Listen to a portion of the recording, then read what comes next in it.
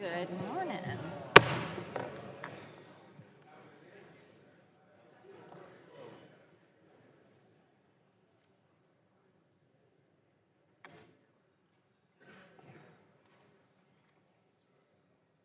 The Subcommittee on Communications and Technology will now come to order, and the chair recognizes herself for 5 minutes for an opening statement. And I want to welcome you to today's subcommittee hearing on rural broadband challenges and solutions. Extending the reach of broadband in rural Tennessee and across America is critical to ensure that everyone can participate in the digital economy. While the percentage of rural Tennesseans still lacking access to high-speed internet has decreased from 34% to 23%, we have to continue to push. You can't have a 21st century economy without a 21st century internet. Since passage of the 1996 Telecom Act, the private sector has invested roughly $1.6 trillion in their networks using different technologies. Understanding different technologies is key because broadband is more than just fiber.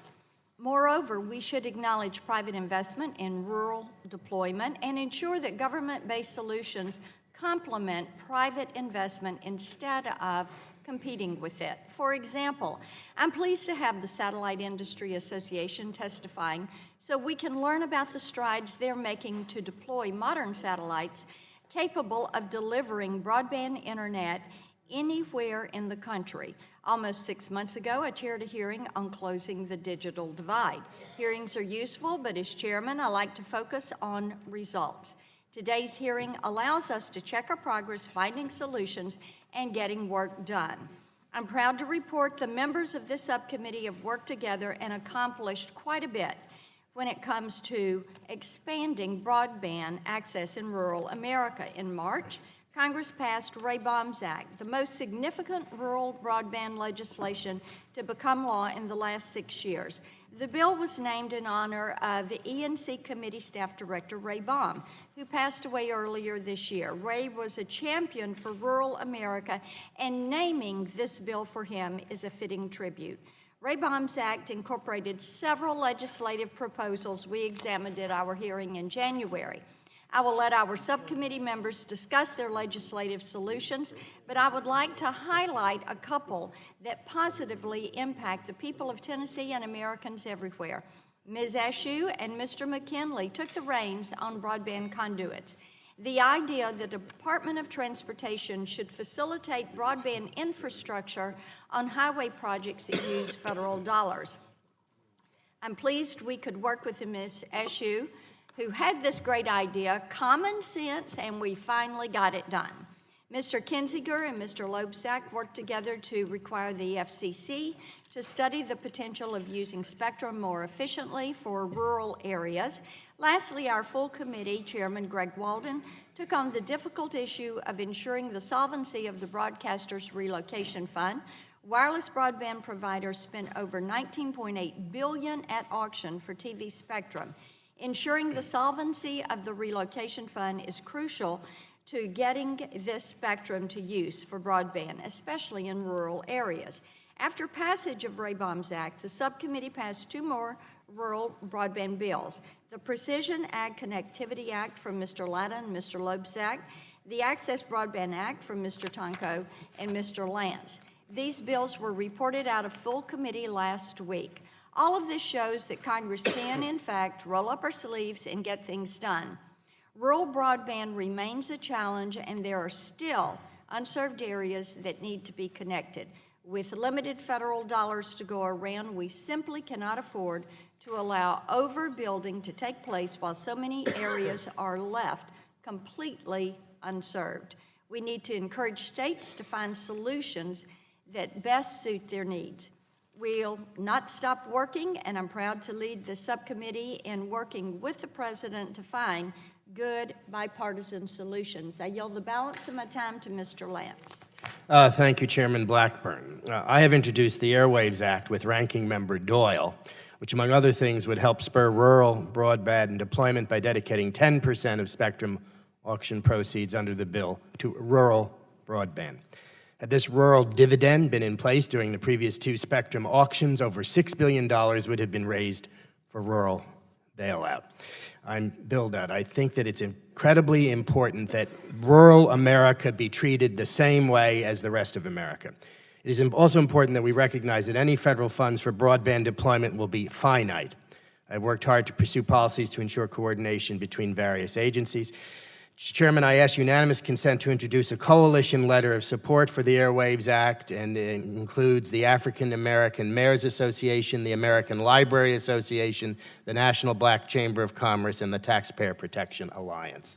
Without objection, so ordered. And I yield back the balance of my time. Gentleman yields back. At this time, I recognize Mr. Doyle for 5 minutes. Thank you, Madam Chair. Before I get started, I want to express my deepest condolences to Robin Colwell, the majority's chief counsel, on the passing of her husband, Bill.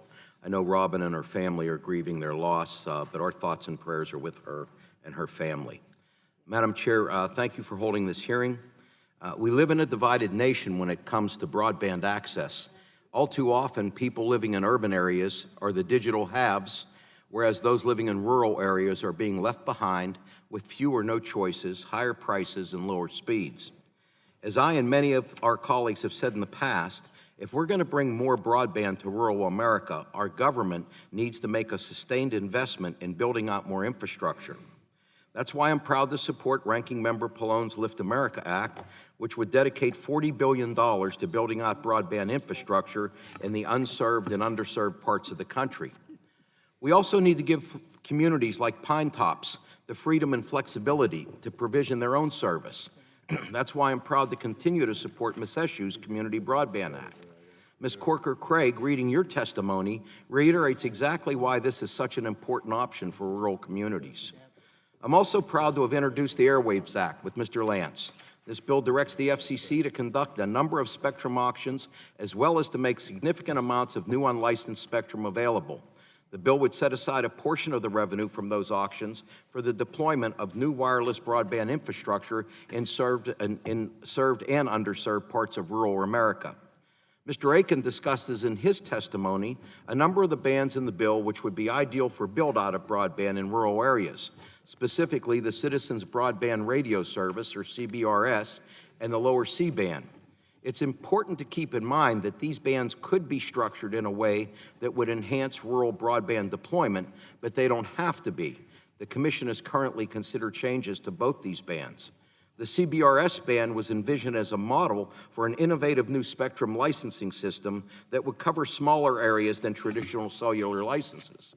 This licensing model was supported by a broad range of industries, including rural broadband providers, who see tremendous potential in being able to access smaller, more affordable blocks of licensed spectrum. But the Commission is considering changes to this band that would drastically increase license sizes, crowding out smaller players so that only the largest wireless providers could bid on these licenses. The Commission also opened up a proceeding on the lower C-band. Several satellite companies that operate in this band have proposed making a portion of the band available for mobile broadband, which is great. But I agree with Mr. Aiken that this band has a lot more potential.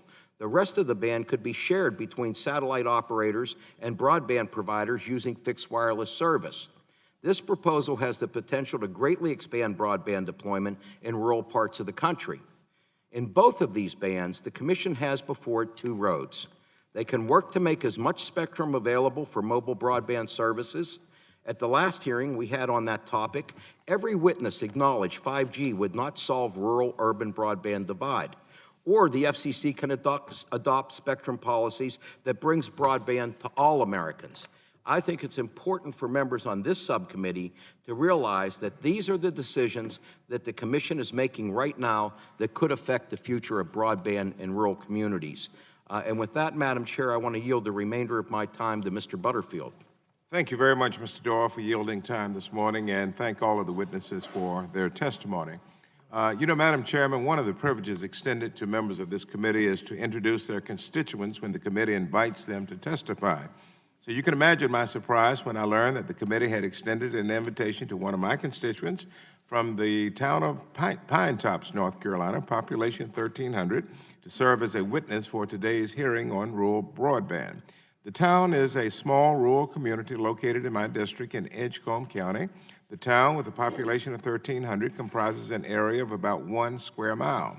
In fact, I was in the town on Saturday night. I passed through there quite often. I stopped at Abrams Barbecue, and former Sheriff James Knight was there, and he bought me a plate of barbecue slaw and hush puppies just this past Saturday night. Pine Tops, Madam Chairman, is home to my constituent, Suzanne Coker Craig, who accepted the committee's invitation to testify. Ms. Craig and her husband, Doug, are small business owners in the town.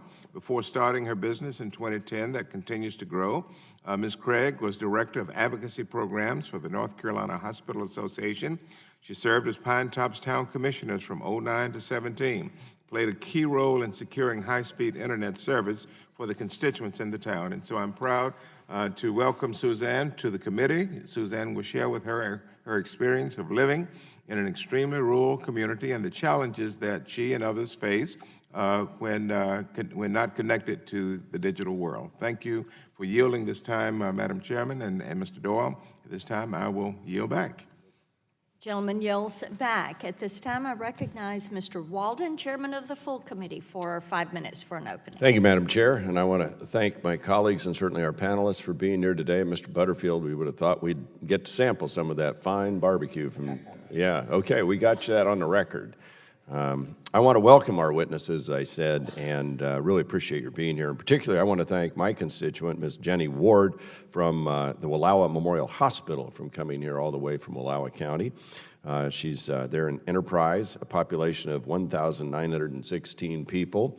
And the county with 6,800 people spans 3,152 square miles. So this is big, wide open country, beautiful mountain ranges and forests and farmland. It's tucked in the far northeast corner of Oregon. It's larger than the state of Delaware and very rugged and remote. I've worked over the years with the health center there and the hospital and others on their efforts to build out fiber and get really good connectivity. We recently worked together with the FCC. Chairman Ajit Pai was in Oregon just after he announced he was raising the cap on the FCC's rural health care program. This really helps the folks in Wallowa County Health Care District and other rural providers to get affordable broadband service. Ms. Ward will detail the telehealth opportunities that broadband access has opened up, and most importantly, expanding the care patients can receive locally without having to travel hours to other hospitals. This is certainly a huge benefit in a place where, as a county commissioner once told me, Susan Roberts, it's winter 11 months out of the year, and sometimes it snows in August.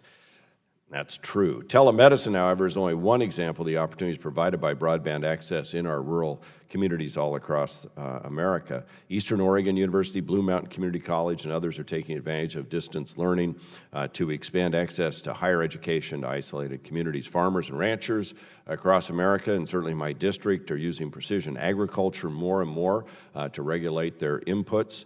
And the transition to next-gen 911 is critical for strengthening public policy. After all, broadband is the infrastructure investment of the 21st century. Broadband means jobs, and jobs come from deployment of broadband, including towers and cell sites, fiber, launching satellites, upgrading facilities, constitute the physical infrastructure. And the economic benefits don't stop at that infrastructure investment. Maintaining this infrastructure requires high-skilled jobs in engineering, network management, cybersecurity, advertising, community service, customer service, and much more. Beyond all that, we know broadband's a force multiplier for job creation and providing efficiencies for every sector of the economy. Our chair ran through some of the bills included in the Airwaves Act, but the chair herself deserves credit for spearheading the overall effort. This legislation, now law, included many provisions to improve broadband build-out. Spectrum auctions, for example. Spectrum auctions raise billions of dollars in federal revenue for deficit reduction and other investments, but a quirk in the law prevented the FCC from taking upfront payments of auction bidders and depositing the money directly with the U.S. Treasury. Though spectrum is the lifeblood of wireless broadband, this effectively stopped the FCC from conducting further spectrum auctions. So this committee, and under the chair's leadership, took care of that in the Airwaves Act.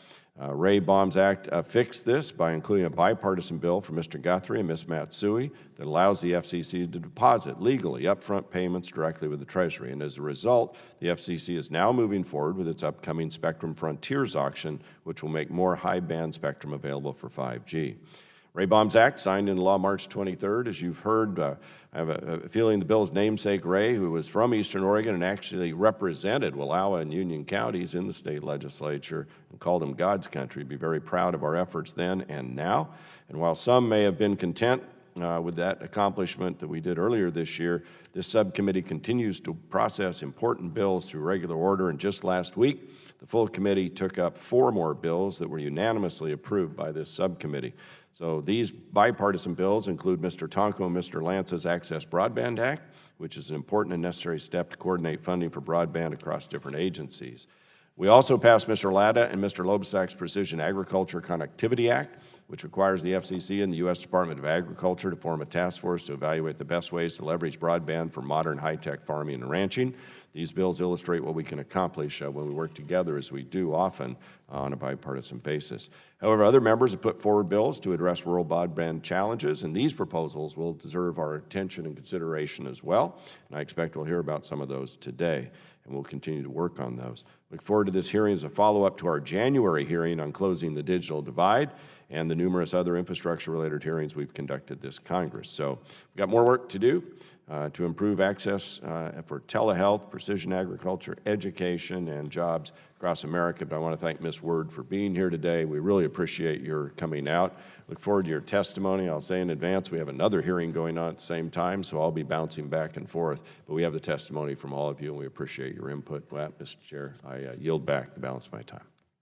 Gentleman yields back. Mr. Pallone, you're recognized for 5 minutes. Thank you, Madam Chair.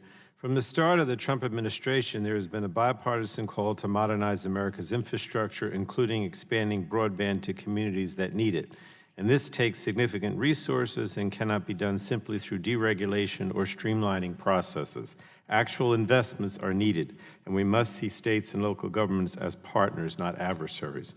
Committee Democrats recognize the need for real investment and develop legislative proposals to build the modern, resilient infrastructure that Americans need and deserve. First, the Lift America Act authorizes $40 billion in grants for the deployment of secure and resilient broadband. This comprehensive infrastructure bill, which is supported by every Democrat on this committee, also invests in drinking water infrastructure, energy infrastructure, healthcare infrastructure, and brownfields redevelopment. And these investments will make Americans more competitive, safer, healthier, and connected. Second, Mr. Lujan, along with a number of other Democrats on the committee, introduced the Broadband Infrastructure Finance and Innovation Act, and this bill would authorize $5 billion worth of secured loans, loan guarantees, and lines of credit to finance public-private partnerships for broadband deployment. Third, Mr. Tonko has introduced the Access Broadband Act, which was just reported by this committee to the full House of Representatives last week. And this bill would create an Office of Internet Connectivity and Growth to help ensure we're using existing broadband programs and new ones to get the most bang for the buck. And I urge my colleagues to bring this bill to the House floor as soon as possible. Committee Democrats have also put forward many other innovative solutions that could make a real change in connecting the unconnected and opening up our airways for new wireless broadband services. Unfortunately, the administration and my Republican colleagues have placed infrastructure legislation on the back burner behind its tax scam that benefits large corporations and the wealthiest few. Rather than making real and substantial investments in our nation's crumbling infrastructure, they instead choose to throw billions of dollars in tax breaks at the wealthy who simply do not need them. So I think we need to invest in broadband infrastructure, particularly in rural and urban communities that have been left behind. According to the FCC, 30% of Americans in rural areas and 35% of Americans living on tribal lands lack access to baseline broadband service. And this is based on mapping data that we know underreports the scope of the problem. So it's time to act. Democrats have bold proposals that will actually drive broadband deployment in all 50 states.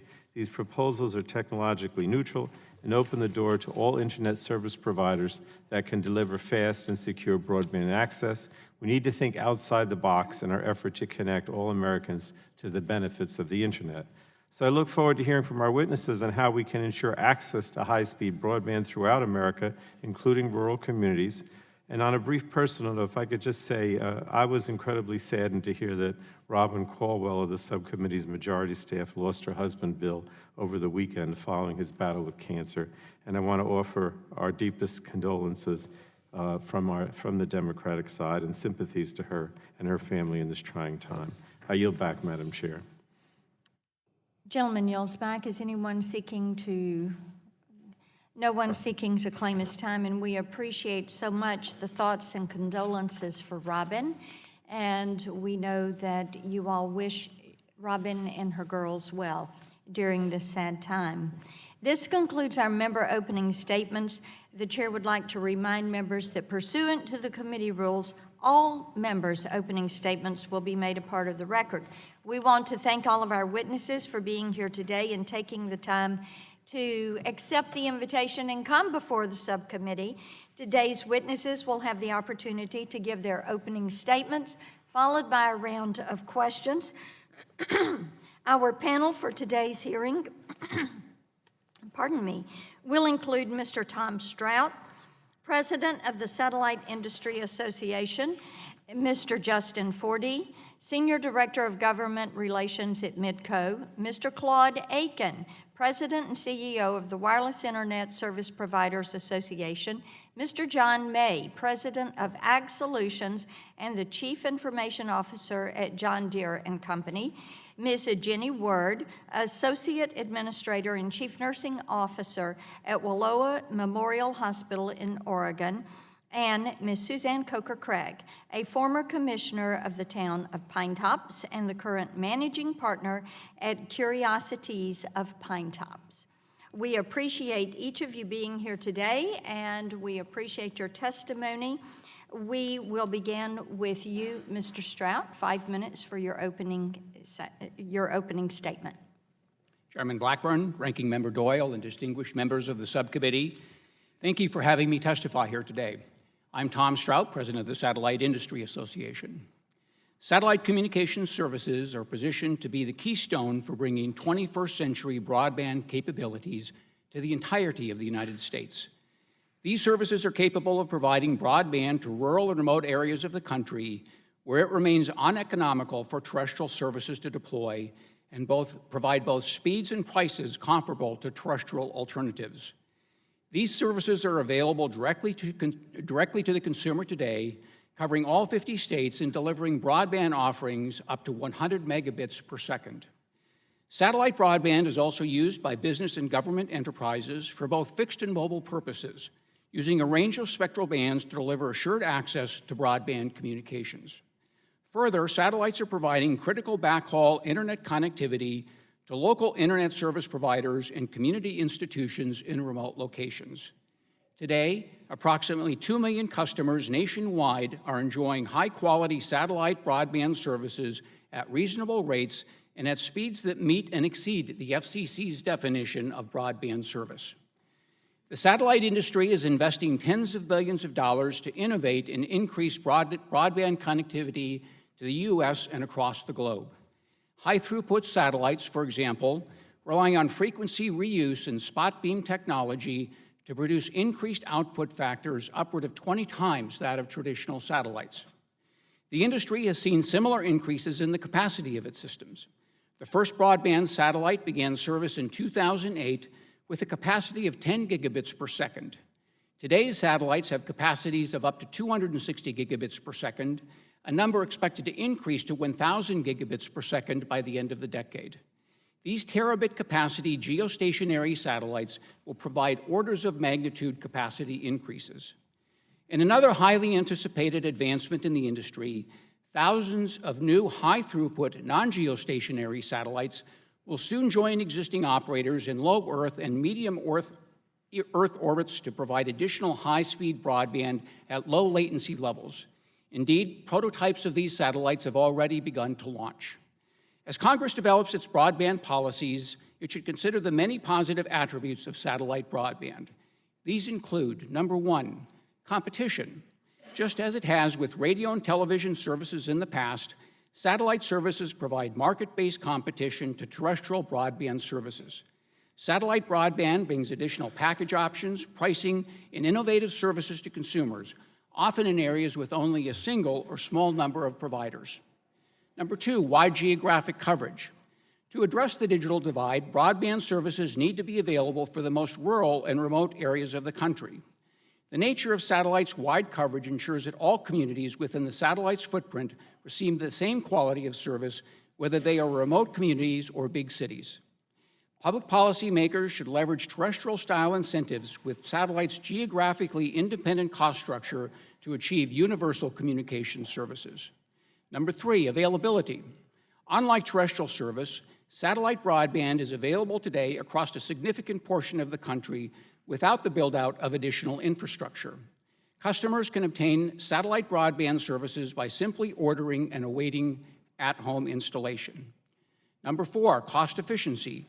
Because satellite systems have inherently wide area coverage, when technology-neutral incentives are made to encourage capacity redirection, there is no additional cost to build out to rural and remote areas, only lost opportunity costs in more lucrative service areas.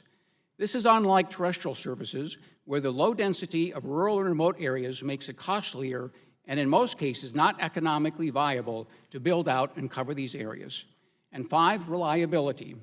Natural and man-made disasters can interrupt terrestrial broadband services. Satellites, however, are less affected by these events, and satellite ground systems or satellite-enabled airborne equipment can be quickly deployed to restore connectivity. Of course, all of the breakthroughs we've seen because of satellite technologies should not be taken for granted. They depend upon our industry's ability to access spectrum. In order for our industry to sustain and meet the growing demand for satellite services, we encourage regulators to continue to allocate sufficient spectrum for satellite use and to support the National Broadband Mapping System as to provide a clear and complete map of broadband services. Thank you, and I look forward to your questions. Gentleman yields back. Mr. Forty, you're recognized 5 minutes. Chairman Blackburn, Ranking Member Doyle, and members of the subcommittee, thank you for inviting me here today to discuss the challenges we face and the solutions we are working on to bring the benefits of broadband to rural America. My name is Justin Forty, and I'm the Senior Director of Government Relations for Midco. Midco is the leading provider of internet and networking, cable TV, phone, data center, home security, and advertising services in the Upper Midwest. We serve more than 385,000 residential and business customers in South Dakota, North Dakota, Minnesota, Kansas, and Wisconsin, in communities ranging in size from less than 100 people to more than 180,000. Midco has a history of innovation in the Upper Midwest that continues to motivate our business today. In 2017, we launched the Midco Gig Initiative, a commitment to bring gigabit internet speeds to our entire service area. We have invested over $56 million in the Gig Initiative, over and above the millions of dollars we invest in our network annually. Today, Midco Gig is available to more than 80% of our customers, with more communities to come in 2018. We are also focused on expanding our service to more cities and more communities across the region. But there are challenges and high costs associated with building fiber in our area of the country. While thinking about a creative solution to this challenge, we were contacted by the rural community of Brooktree Park, North Dakota, to help them obtain broadband access. We quickly determined that bringing wireline service to the area was not economically feasible, but we partnered with Invisimax, a fixed wireless provider, and we were able to offer broadband service to that area within 30 days. Recognizing the potential of the fixed wireless solution to provide broadband to more rural residents, Midco has acquired Invisimax, and we've begun to expand fixed broadband wireless with service more broadly in rural areas within our footprint. Fixed wireless allows us to reach areas that are up to 50 miles away from our fiber network, and we can implement that solution relatively quickly without the expense of constructing fiber networks. We can use fixed wireless to offer internet where the terrain can make it difficult, if not impossible, to provide wire internet, such as the Badlands of North and South Dakota, the granite fields of northern Minnesota, or the limestone cliffs in eastern Minnesota. We can also reach vast areas of farmland where it is not economically feasible to run fiber to every single acre. We can deploy new fixed wireless during the winter months when difficult winters make new fiber construction impossible. I myself am a Midco fixed wireless customer. I get my internet from the top of a grain elevator in Prosper, North Dakota, to my small farmstead 6 miles west of Argusville, North Dakota.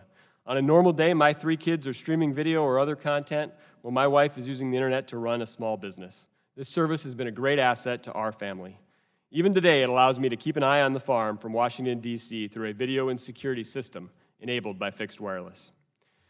Midco supports your hard work to ensure that all Americans have access to broadband services.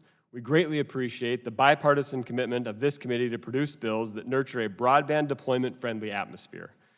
Your efforts in the Airwaves Act and the Mobile Now Act to include broadband deployment provisions like the Dig Once policy and a spectrum policy balancing licensed and unlicensed uses, your thoughtful consideration of the Access Broadband Act have contributed to an environment which we are more able to easily invest, expand, and deploy. Today, I'd like to offer 2 suggestions for how you might help us further advance the reach of broadband networks. First, in some cases, government help is needed to bring broadband access to areas it is not financially viable to build. In the past, some broadband funding programs have allowed funds to be used in places that already have broadband service. We were encouraged to see the pilot funding program in the Omnibus Appropriations Act and in the Senate Farm Bill that both seek to limit funding to areas that need it most. We ask your support efforts to keep broadband funding dollars to unserved areas. Second, to serve the greatest number of rural residents via fixed wireless, we must have the ability to purchase spectrum. We need more wide channels and spectrum bands where we receive interference protection, and we must have a fair ability to compete for access to any spectrum that is open and appropriate for fixed wireless service. Congress should support the FCC in its effort to expand the categories of eligible uses for certain underutilized spectrum bands like 2.5 gigahertz and support the FCC in adopting smaller license sizes and appropriate auction rules for bands that have potential for fixed wireless in rural areas. These actions will help all Americans, including those in rural America, to receive the full potential of America's broadband networks. Thank you again for inviting me here today, and I look forward to working with all of you on these important issues. Gentleman yields back. Mr. Aiken, you're recognized. Good morning, Chairman Blackburn, Ranking Member Doyle, and members of the subcommittee. I'm Claude Aiken, President and CEO of WISPA, the Wireless Internet Service Providers Association, representing more than 800 small businesses who are closing the digital divide in rural America. I'm honored to offer our perspective on how fixed wireless broadband is making a difference in rural America. The majority of our members got their start the same way. They were bootstrapping entrepreneurs who saw the need for better broadband in their communities and answered the call. Whether it was via maxed out personal credit cards, small loans from family members, or putting their life savings on the line, our members have built workable, cost-efficient local networks and given their neighbors what they never had before, high-speed broadband internet. Our members use whatever spectrum is available, unlicensed, lightly licensed, or licensed spectrum. They lease whatever infrastructure is available to hang radios. It may be commercial towers, local water towers, or a neighbor's grain silo or barn. They transmit internet data often over many miles to small fixed receivers on their customers' premises. And they provide high-speed, low-latency, uncapped broadband, typically in the range of 5 to 50 megabits per second, and speeds of up to 1 gigabit per second are possible with current technology. Our members are overwhelmingly small, local, rural providers. More than half have fewer than 1,000 customers. Almost 3/4 have fewer than 10 employees. But despite their small size, they are making a difference, serving more than 4 million people across our nation. And the majority do this without any government subsidies. Most importantly, WISPs can deploy fixed wireless service to residential consumers at about 1/7 the cost of fiber and 1/4 the cost of cable. That's right, we can deploy broadband for a fraction of the cost of fiber and cable, and we can deploy much more quickly, usually in months rather than years. Clearly, we are a significant part of the solution, so how can we in DC help unleash the power of fixed wireless economics to better serve your communities? The most important thing the subcommittee can do is to support more flexible, shared, and lightly licensed use of underutilized spectrum bands. Our members are often frustrated that they have potential customers within range of their towers, but insufficient spectrum to serve them, all the while licensed spectrum in their areas goes unused. Thankfully, the subcommittee has been a part of the solution. We commend your work to lower barriers to infrastructure deployment, streamline regulations, and widen the spectrum pipeline. Legislation like the Airwaves Act and the Access Broadband Act will make a difference in rural America. WISPA also commends the FCC for moving forward on rulemaking proceedings that could and should make more spectrum available for rural broadband deployment. The FCC is at a critical juncture on one proceeding that I will briefly highlight, the ongoing Citizens Broadband Radio Service, or CBRS, proceeding. It is no exaggeration to say that this proceeding is vitally important to the future of rural broadband. In 2015, the FCC adopted innovative rules that would have auctioned 7 10 megahertz spectrum licenses in blocks the size of census tracts, about 4,000 people each. But last summer, the FCC reopened the rules seeking comment on greatly enlarging the license areas up to the size of a partial economic area, which can generally contain both urban and rural areas and often cross state lines. For our members, enlarging the license areas would be like requiring an entrepreneur who wants to open a kiosk to purchase an entire shopping mall. Our members need the FCC to keep the existing unlicensed or GAA spectrum allocation intact and retain small census tract size licenses in the CBRS band. This would increase auction participation and revenues and enable our members and all kinds of entrepreneurs and innovators to participate in the auction, not just our largest companies. And here's another reason why balanced spectrum policy is so important.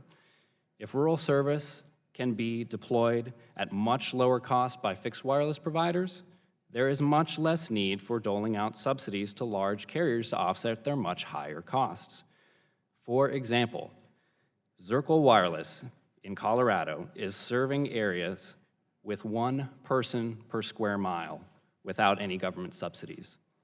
With the right spectrum policy, access to private capital will become easier for small providers, and broadband deployment in rural and small-town America will accelerate. To the extent subsidies are necessary, they should be made available in a technology-neutral and a provider-neutral manner. Too often, small WISPs find themselves overbuilt by providers receiving state or federal subsidies. We need to work together to find solutions that will prevent small companies that have invested private capital from facing competition from large companies backed with government subsidies, grants, and loans. Madam Chairman, our members are closing the rural broadband gap without subsidies, and we call on you to help modernize and rebalance U.S. spectrum policies so that we can reach even more Americans in underserved areas. We thank you for the opportunity to testify, and I look forward to your questions. Gentleman yields back. Mr. May, you're recognized. Chairman Blackburn and Ranking Member Doyle, thank you for the opportunity to be here today and speak about rural broadband, a very important issue for many farmers and others in the agricultural sector. My company, John Deere, is the global leader in manufacture of agricultural, construction, turf, and forestry equipment. For 181 years, Deere has been helping farmers get more production from their fields in an efficient and sustainable manner. Technology, a big part of agriculture and the John Deere story, is the key to helping farmers meet the world's needs for food and agricultural goods in the future. And having access to broadband internet services is absolutely essential to leveraging the benefits that technology has to offer. The evolution of technology in agriculture is critical. That's because global demand for agricultural output, which has more than tripled since 1960, shows no signs of easing. Given forecasts of global population growth and dietary improvements, farm output will need to roughly double from 2000 levels to meet the projected demand in 2050. What's more, these output gains will need to take place with essentially the same amount of land and water and probably less labor. By and large, the technologies needed to produce these gains depend on the delivery of reliable internet connections to farmers in the field, something many farmers can't count on today. The extent of the broadband access problem in agriculture is hard to measure in exact terms, but we know anecdotally it's a significant issue. Based on the rate of successful connections between our John Deere customers and our data management platforms, we know there are many instances where producers cannot fully leverage the benefits of their data on account of non-existent or unreliable internet service. This is to say nothing about connections that are never made or even attempted by those who lack internet service and don't bother to invest in the technologies in the first place. The nature and the extent of the problem is exactly why we believe federal policy and programs should give more consideration to the needs of farmers and ranchers. Without a better understanding of the problem, we can't begin to design the right solution. John Deere commends the Energy and Commerce Committee's approval of H.R. 4881, the Precision Agricultural Connectivity Act. Along with our partners in the Agricultural Broadband Coalition, John Deere endorsed the bill. We see it as an important first step to addressing agricultural broadband issue. We are hopeful this legislation will be enacted this year either as part of the Farm Bill or on its own. We also believe federal agencies with broadband deployment mandates should view access through an expanded lens, one that incorporates a geographic and functional usage metric, as opposed to looking only at population centers. In our view, broadband access on active cropland should be included as a metric for identifying areas where broadband infrastructure investment is most needed. Cell towers are, for the time being, the key for delivering high-speed LTE terrestrial signals, and we need more of them over croplands and ranchlands. As you know, farms represent a significant source of commercial activity in rural communities. Owners, employees, buyers, vendors, and service providers all conduct business in and around the farm operations. Supporting increased wireless broadband deployment in the very places where farming activities occurs in the fields will bring many benefits to rural communities. These include increased economic growth, improved environmental stewardship, and enhanced food security. John Deere's higher purpose or mission is to help people live better lives through our commitment to those that are linked to the land. Today, we are expressing that commitment in the many ways we are developing and using technology, almost all of which is digital in nature and internet-based. That will help feed the world in a sustainable manner for generations to come. Thank you, and I look forward to your questions. We thank the gentleman. Ms. Word, you're recognized for 5 minutes. Good morning, Chairman Blackburn, Ranking Member Doyle, members of the subcommittee. Thank you for this opportunity to appear before you today. My name is Jenny Word. I serve as the Associate Administrator and Chief Nursing Officer at Wallowa Memorial Hospital in Enterprise, Oregon. Our facility is a 25-bed critical access hospital and level 4 trauma center.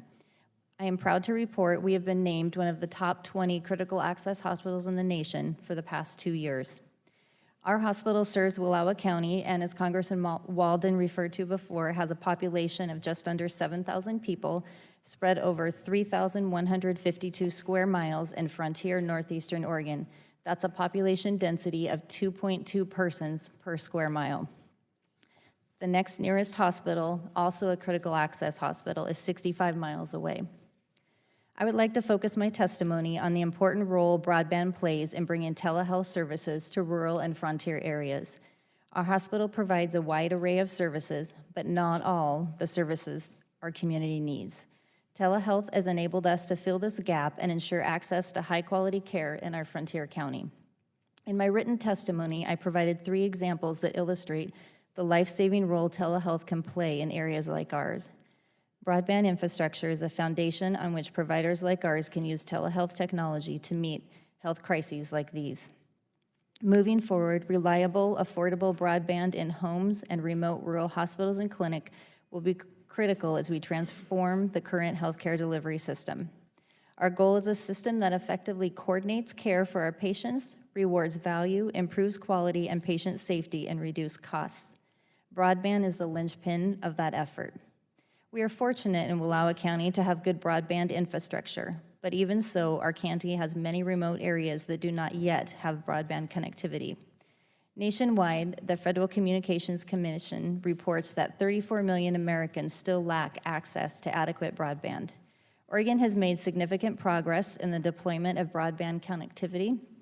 However, a 2014 survey of broadband adoption in Oregon found that rural areas lag behind their urban neighbors in having access to broadband connectivity, and rural residents are less likely than their urban counterparts to use broadband technologies.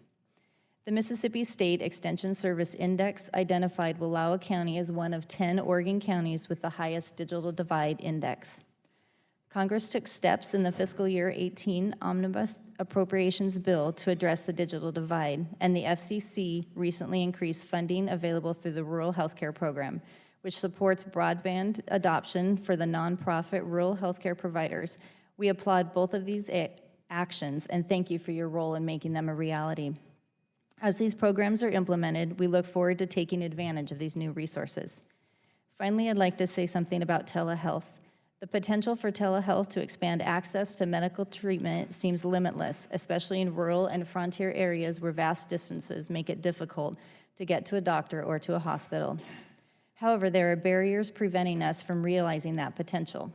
For example, Medicare payment policy restricts sites eligible for reimbursement, limits distant site providers, and restricts the services for which Medicare will reimburse. Medicare does not reimburse for remote patient monitoring, a potentially vital tool in monitoring patients with chronic conditions, especially those in rural areas. Medicare also doesn't reimburse for phone, email, fax-based services, or store and forward technology. Providers would like these geographic and setting location requirements eliminated, and expansion of the types of technology that can be used, and coverage for all services that are safe to provide. Rural communities also need additional capital to develop telehealth capabilities, as well as adequate funding to operate systems once they are up and running. I am pleased that the Bipartisan Budget Act of 2018 expanded Medicare coverage for telestroke and provided waivers for some alternative payment models, but more should be done. Every week, it seems, new technologies become available to help patient needs. The use of telehealth and other new technologies will improve access to health care, improve outcomes, and reduce costs. Public policy should not hold us back as we seek to realize the potential these new technologies hold. I applaud the committee and its chair and my Congressman Greg Walden for the leadership it has shown in addressing these challenges.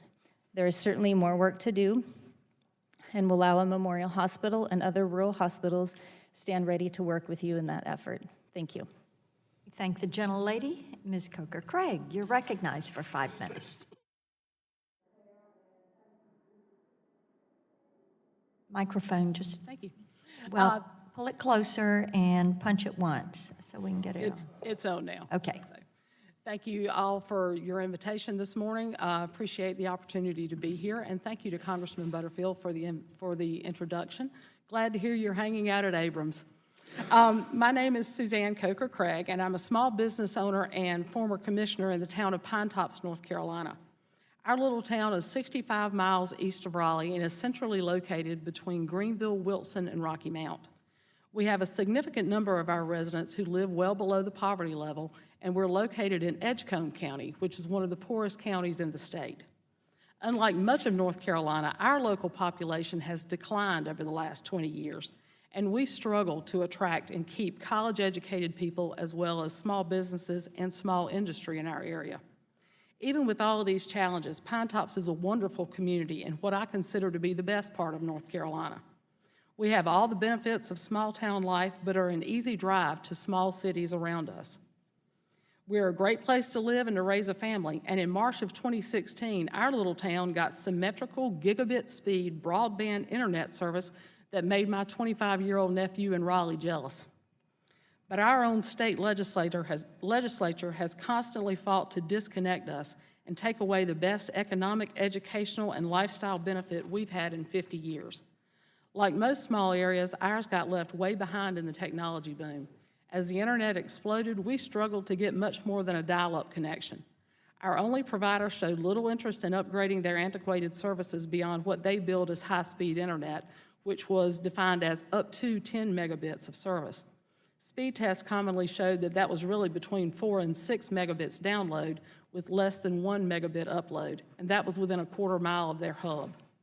This would have been great service in 2000, but in 2015, it was a serious challenge to running a small business, and providing access to modern education or health care. Other providers served nearby towns in our area, but were not at all interested in serving Pine Tops.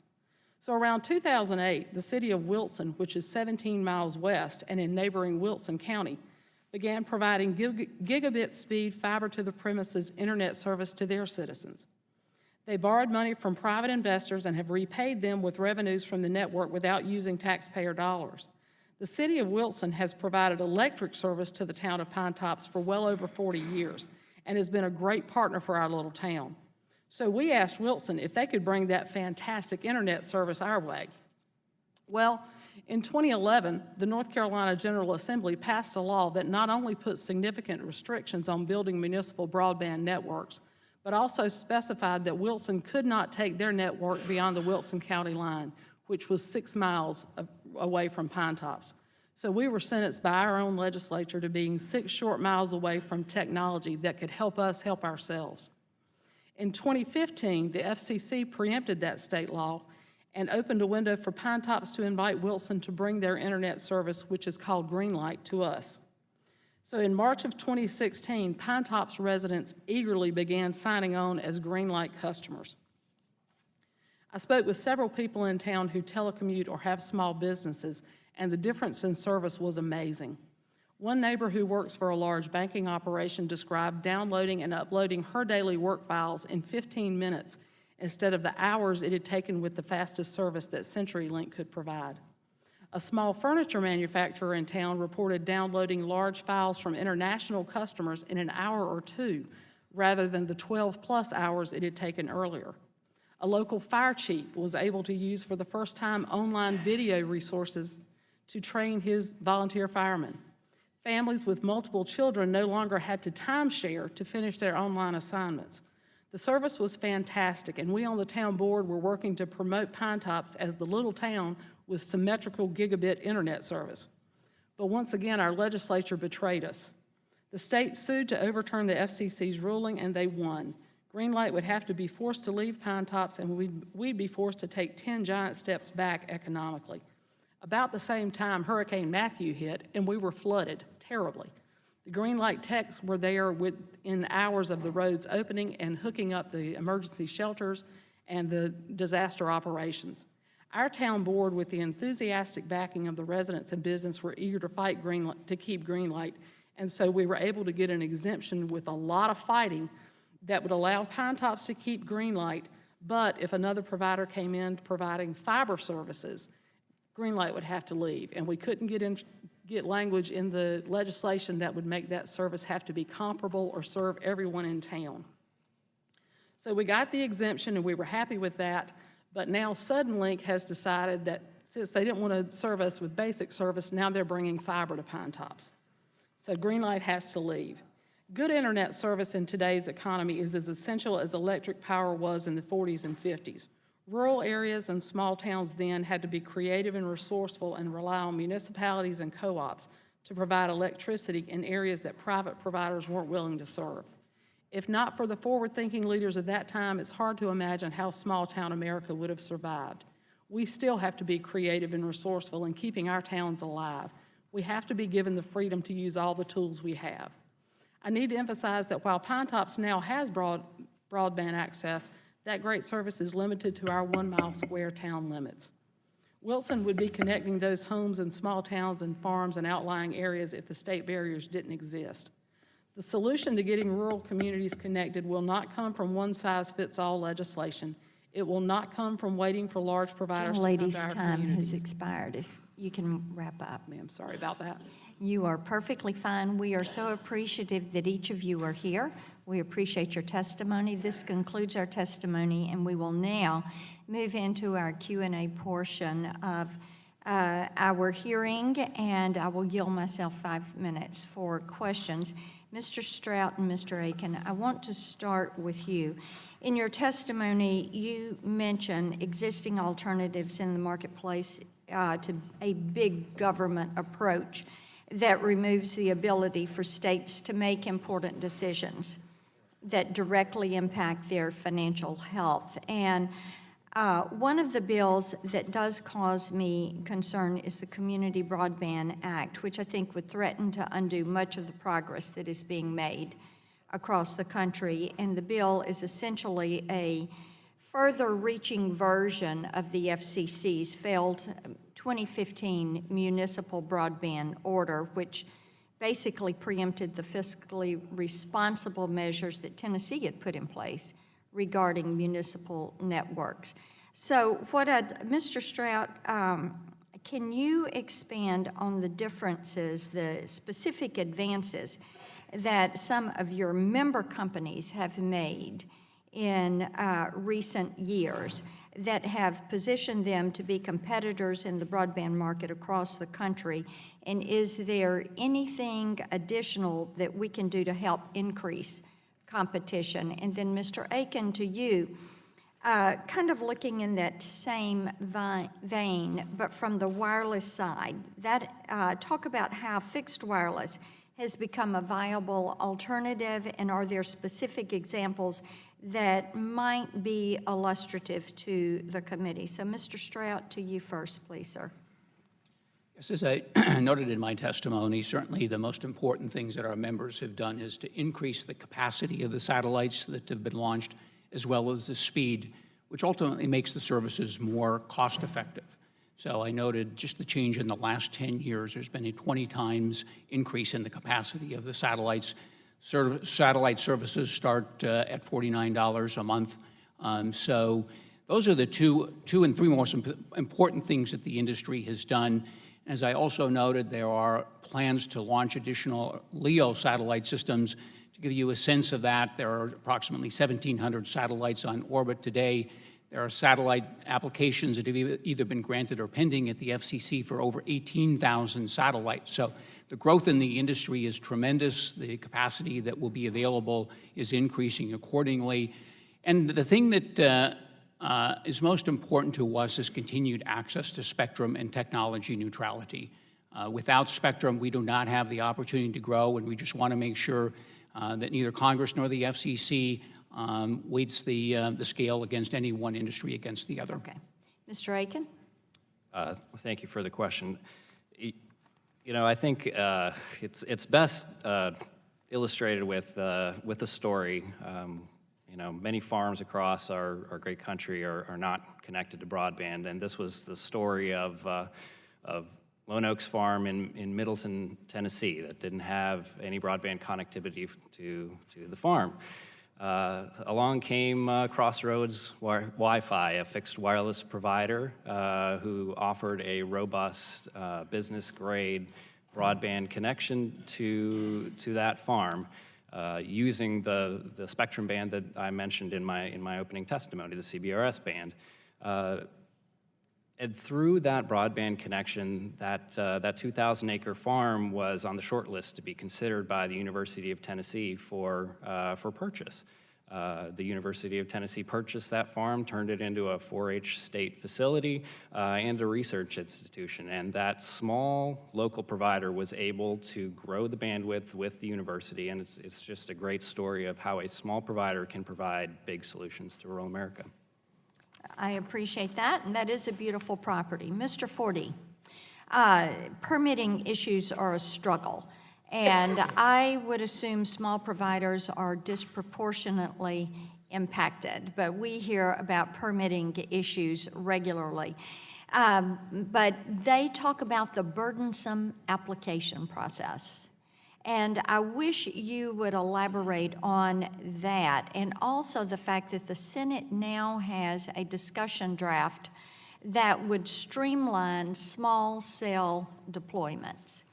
And what we need to do is look at what more is needed to unleash this private capital to streamline this process and to make available more small cells that are like on the grain elevator at your location. Well, thank you, Chairman Blackburn. Regarding the first part of your question, we have worked, very hard to continue to deploy broadband, and we have had some issues in some areas. Recently in North Dakota, we tried to run some fiber from the Killdeer area up to Watford City and to Williston. We had to hire several engineering firms and some difficult permitting issues crossing the Missouri River. So that's certainly one of the issues that we faced, and that project was delayed by several months that allowed service to get to those areas. Regarding the small cell, certainly, utilizing those areas in some of our more urban areas in our footprint in that legislation. But also, I don't know if that is the solution for some of our rural areas. We believe that the fixed wireless technology will be able to cover much greater distances between those elevators, between those farms, and the small cell will be good for some of our areas that are a little bit more urban, a little bit more populated. We want to make sure also that we have a level playing field there as a provider, that those folks. My time has expired, so I recognize Mr. Doyle for 5 minutes. Thank you, Madam Chair. Mr. Aiken, the Commission's currently considering changes to the license structure of the CBRS band. Based on your testimony, it sounds like many of your members had already started making investments in new technology based on how this band was to be structured. First, I'd like to ask you, do you think that if the Commission acts to expand the geographic size of the spectrum licenses, that your members and other rural providers will be able to successfully bid for those licenses? The short answer there, Congressman, is no. And what do you think will be lost if the licenses in these bands are made to be like traditional cellular licenses?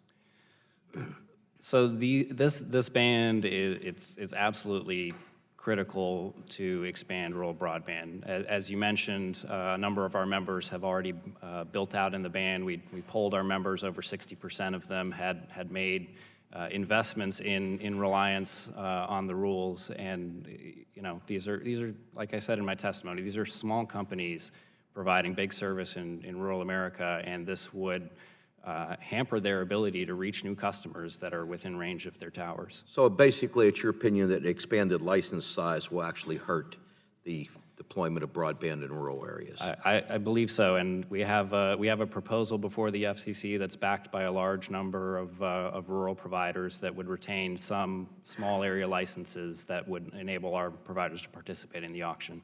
I want to talk about the lower C-band, too. In the lower C-band, several satellite providers have proposed freeing up a portion of the band to be auctioned for mobile broadband license service. However, a broad array of stakeholders have proposed spectrum sharing rules in the rest of the band that would enable fixed wireless broadband. What are the merits of this proposal over the other proposals that would seek to transition the entire band to mobile broadband use? And to be honest, are these proposals even realistic? So thank you for the question, Congressman. I think in this band, we have a fantastic opportunity to enable gigabit fixed wireless in rural America, and a way to do so consistent with everybody getting a win here. We are part of a much broader broadband access coalition that includes, again, a broad array of rural interests. And we put forth a proposal that would effectively clear some of the spectrum for 5G, would put some rational protections in place for satellite earth stations, and would make the remainder of the band available for licensed point-to-multipoint fixed wireless. And we believe this approach would have a significant impact on the availability of broadband in rural America. Thank you. Ms. Corker-Craig, your testimony and the story of your community is very compelling, and apparently you have good barbecue down there too, although Butterfield didn't share any of that with us. But we've had other people from communities that have provisioned their own broadband infrastructure here to testify before us, and it seems to me that every one of them seems to be happier with the service they provided themselves than any other available commercial option. Tell me what some of the advantages are of self-provisioning. Well, it was amazing, the difference to be able to call if there was any problem or any problem with anything with the connection.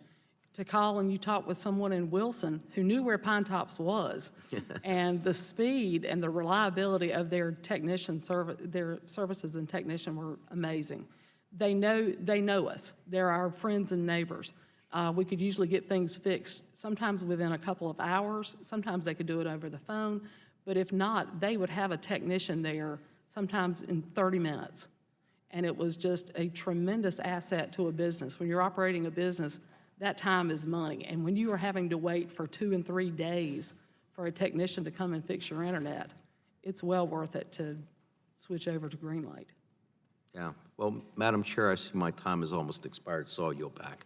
Gentleman yields back. The chairman of the full committee, Mr. Walden, is recognized for 5 minutes. Well, thank you, Madam Chair, and again, to our witnesses, thank you for being here. I thought I might put a photo up or two of Wallowa County just so you can enjoy the home view, and while we're working on that, Ms. Ward, when I learned that, so this is Chief Joseph, a statue. They do a lot of bronze work there with the Wallowas behind, and Chief Joseph Day is coming up weekend after next. So if you have anything, if you've got spare time, want to come out and enjoy Chief Joseph Day, so we'd be happy to host you. But you can see these photos of the wide open spaces, some of the farming community out there, and then another look with the Wallowas in the background. When I learned for the second year in a row, rural health care facilities like yours were facing a 25% cut in their requested funding under the Rural Health Care Program, I encouraged the FCC to take a close look at the program in order to help telehealth facilities pay for the cost of this connectivity. Talked to the chairman and his team. So I was really pleased in June when the FCC increased the funding for the rural health care program by $171 million a year, increasing the cap for the program to $571 million effective immediately. So it's a 43% increase in funding, represents what the funding level would have been today if the original $400 million cap that was established in 1997 had been adjusted for inflation. So if the additional funding had not been provided, what would these cuts have meant to Wallowa Memorial Hospital? From your Thank you for the question. I think simply it would have been decreased access, increased travel time inconvenience for patients. It could, it's ones that aren't feeling well. Travel is difficult. Family members are often taking time away off work as well.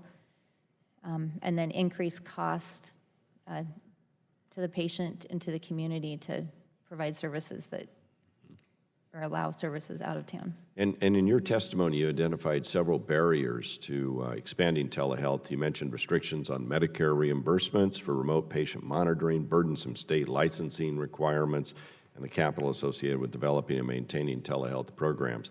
Of these barriers, which do you think is most significant? What impacts you the most? Because we are very patient-centered and patient-focused, I think the biggest barrier is the remote monitoring or access for those remote, whether it be a remote clinic, hospital, so that we can service the patients. And are there additional barriers in the way the current rural health care program is formulated by the FCC? Anything there we need to be aware of?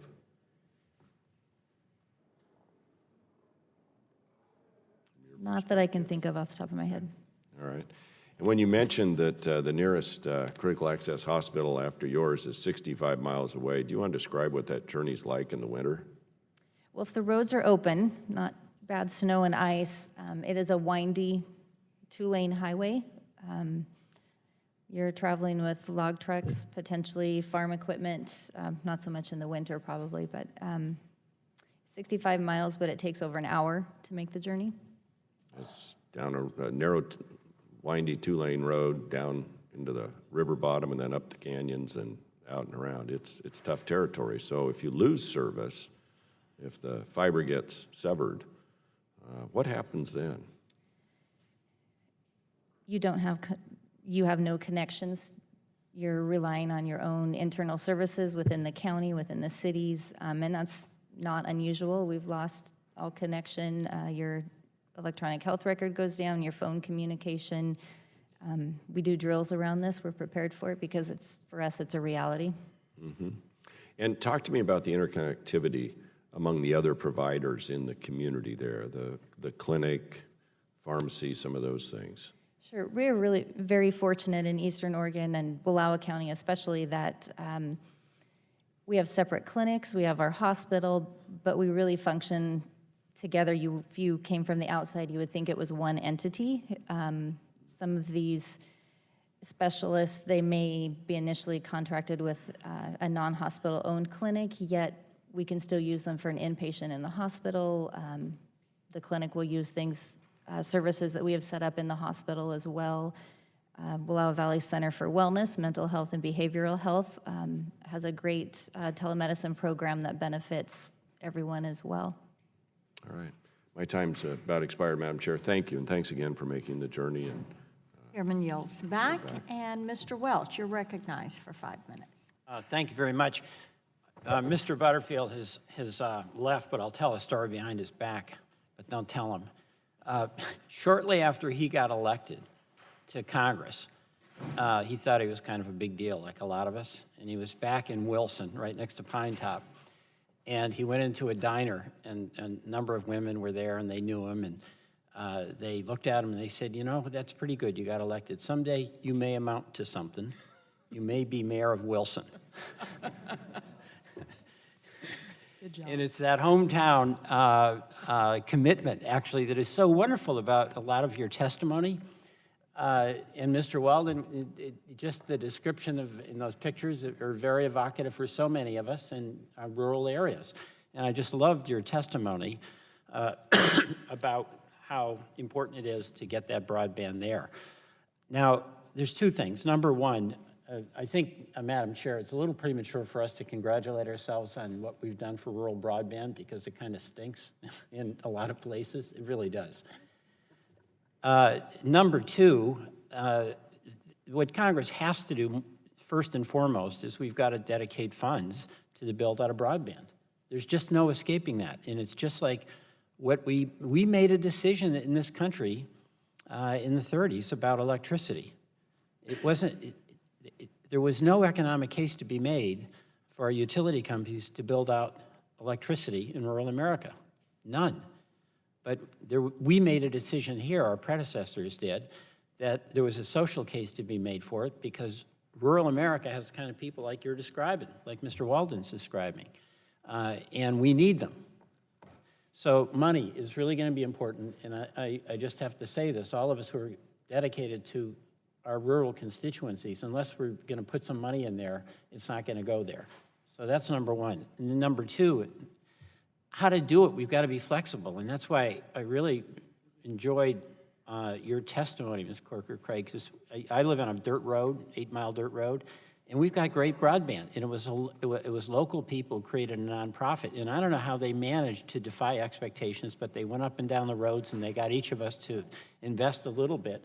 And we get that kind of service that you're talking about. And so I want to start asking a few questions. I'll start with you, Mr. Aiken.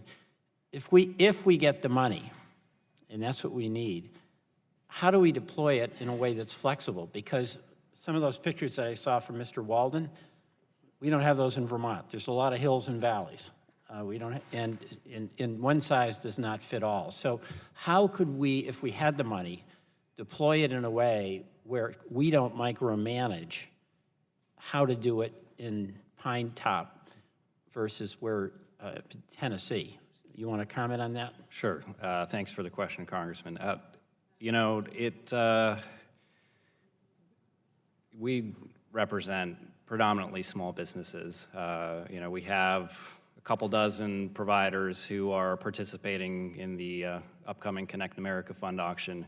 But what I've heard from my members time and time again is that, you know, complicated applications and, you know, difficulty. So how do we make it simple but accountable? Because I do think it's got to be done at a local level. Anybody else comment on that? I mean, you did it in Pine Top, right? We did. How'd you do it?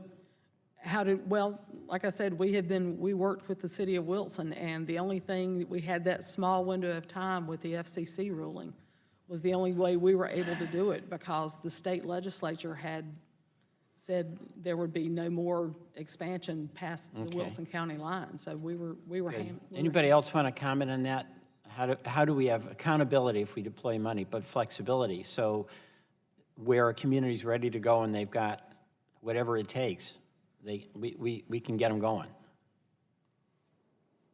You want? So I can take a stab at that, Congressman. So I think, you know, accountability on the back end is important. I think we're comfortable with a reverse auction design like that's included in the Lift America Act, and you know we think that a streamlined but accountable application is important, and that's one of the reasons why we think the principles in the Broadband Access Act are so important. Okay, thank you. Ms. Ward? I'm going to yield back. I'm out of time. Thank you. Gentleman yields back. I will say we put $670 million in the Omni, RUS, for deployment, and $171 million at the FCC for rural health care. Mr. Lance, you're recognized. 5 minutes. Yes, thank you. That brings me to my questions regarding the additional funding that we put into RUS for a new loan and grant program for rural broadband. To Mr. Forty and Mr. Aiken, from your perspective in rural America, what is the best way this funding could be deployed in order to reach the most Americans in need with the amount of resources that the government has placed in that program? Well, certainly, focusing on those truly areas that are truly unserved, to make sure that we take care of them first, I think is very important, and obviously being technology neutral. We of course have our fiber networks. We deliver gig through high frequency cable, and then we use the fixed wireless tools to reach the last mile. So having all those things work, and I think there are some unique broadband grant programs out there. The state of Minnesota has a program where you get more points if you put more private capital into it. There is a challenge process to make sure that there's no overbuilding taking place, and a lot of unique things with that program that we work with that really help to find those areas that are truly unserved that need it most, and we're not spending too many federal dollars on those. Do you know, do other states intend to proceed the way Minnesota has proceeded, as you have outlined it? Not currently in our Midco footprint. Kansas, I believe, has looked at it a little bit, but they're in the initial stages of that process. Thank you. Mr. Aiken. Yes, I would echo what Mr. Forty said, that a focus on unserved areas is critical. Ensuring that private capital isn't overbuilt by government subsidies is also critical. And we also believe that there should be a focus on cost effectiveness in the program. We have a limited number of dollars, we have a lot of people to serve, and we need that money to go as far as possible. There is, of course, a difference between underserved and unserved. Mr. Aiken, from your expertise, how many Americans are completely unserved? So the number is smaller than those that are underserved. I think the FCC counts 24 million as not having access to advanced telecommunications capability. That number includes folks who have access to less than 25/3 broadband, but our members are focused on providing that high-speed service that rural Americans need. Thank you. Would anyone else on the panel like to comment? Yes, I'd like to. Yes, of course. I'd like to emphasize that last year alone, 2 of our member companies, Viasat and EchoStar, launched satellites with the advanced technologies that I talked about with 25/3 FCC-defined broadband speeds. Both of those companies have announced plans for their next satellites, and I talked earlier about the LEO systems that have been announced. So our members are not looking for subsidies in order to provide these services. They're moving forward with launching this capacity, and certainly, as I noted earlier in my testimony, provide coverage across the entire country. So certainly the industry is moving forward with launching additional capacity to provide service to all areas of the country without any subsidies. Yes, thank you. I live in a state, New Jersey, that is the most densely populated in the nation, and we are well served by and large, but I want to assure the panel that I will continue to work on this issue as the sponsor of one of the pieces of legislation that is important for this area. And to those from the great state of Tennessee, my wife and I met in law school at Vanderbilt, and I have a great affection for your wonderful state, not only because the chairman is from that state, but also from personal experience. I yield back a minute, Chairman.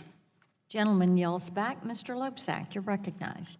Thank you, Madam Chair. I do first want to thank the chair and the ranking member for holding this important meeting today. And It's been great testimony, and thanks to all of you on the panel today for your testimony and for answering the questions. It's clearly no secret to those of us on the committee here that I do like to talk about rural broadband from Iowa. I've got about I have 24 counties in Iowa. It's not quite a fourth of the state geographically, but it's quite a bit.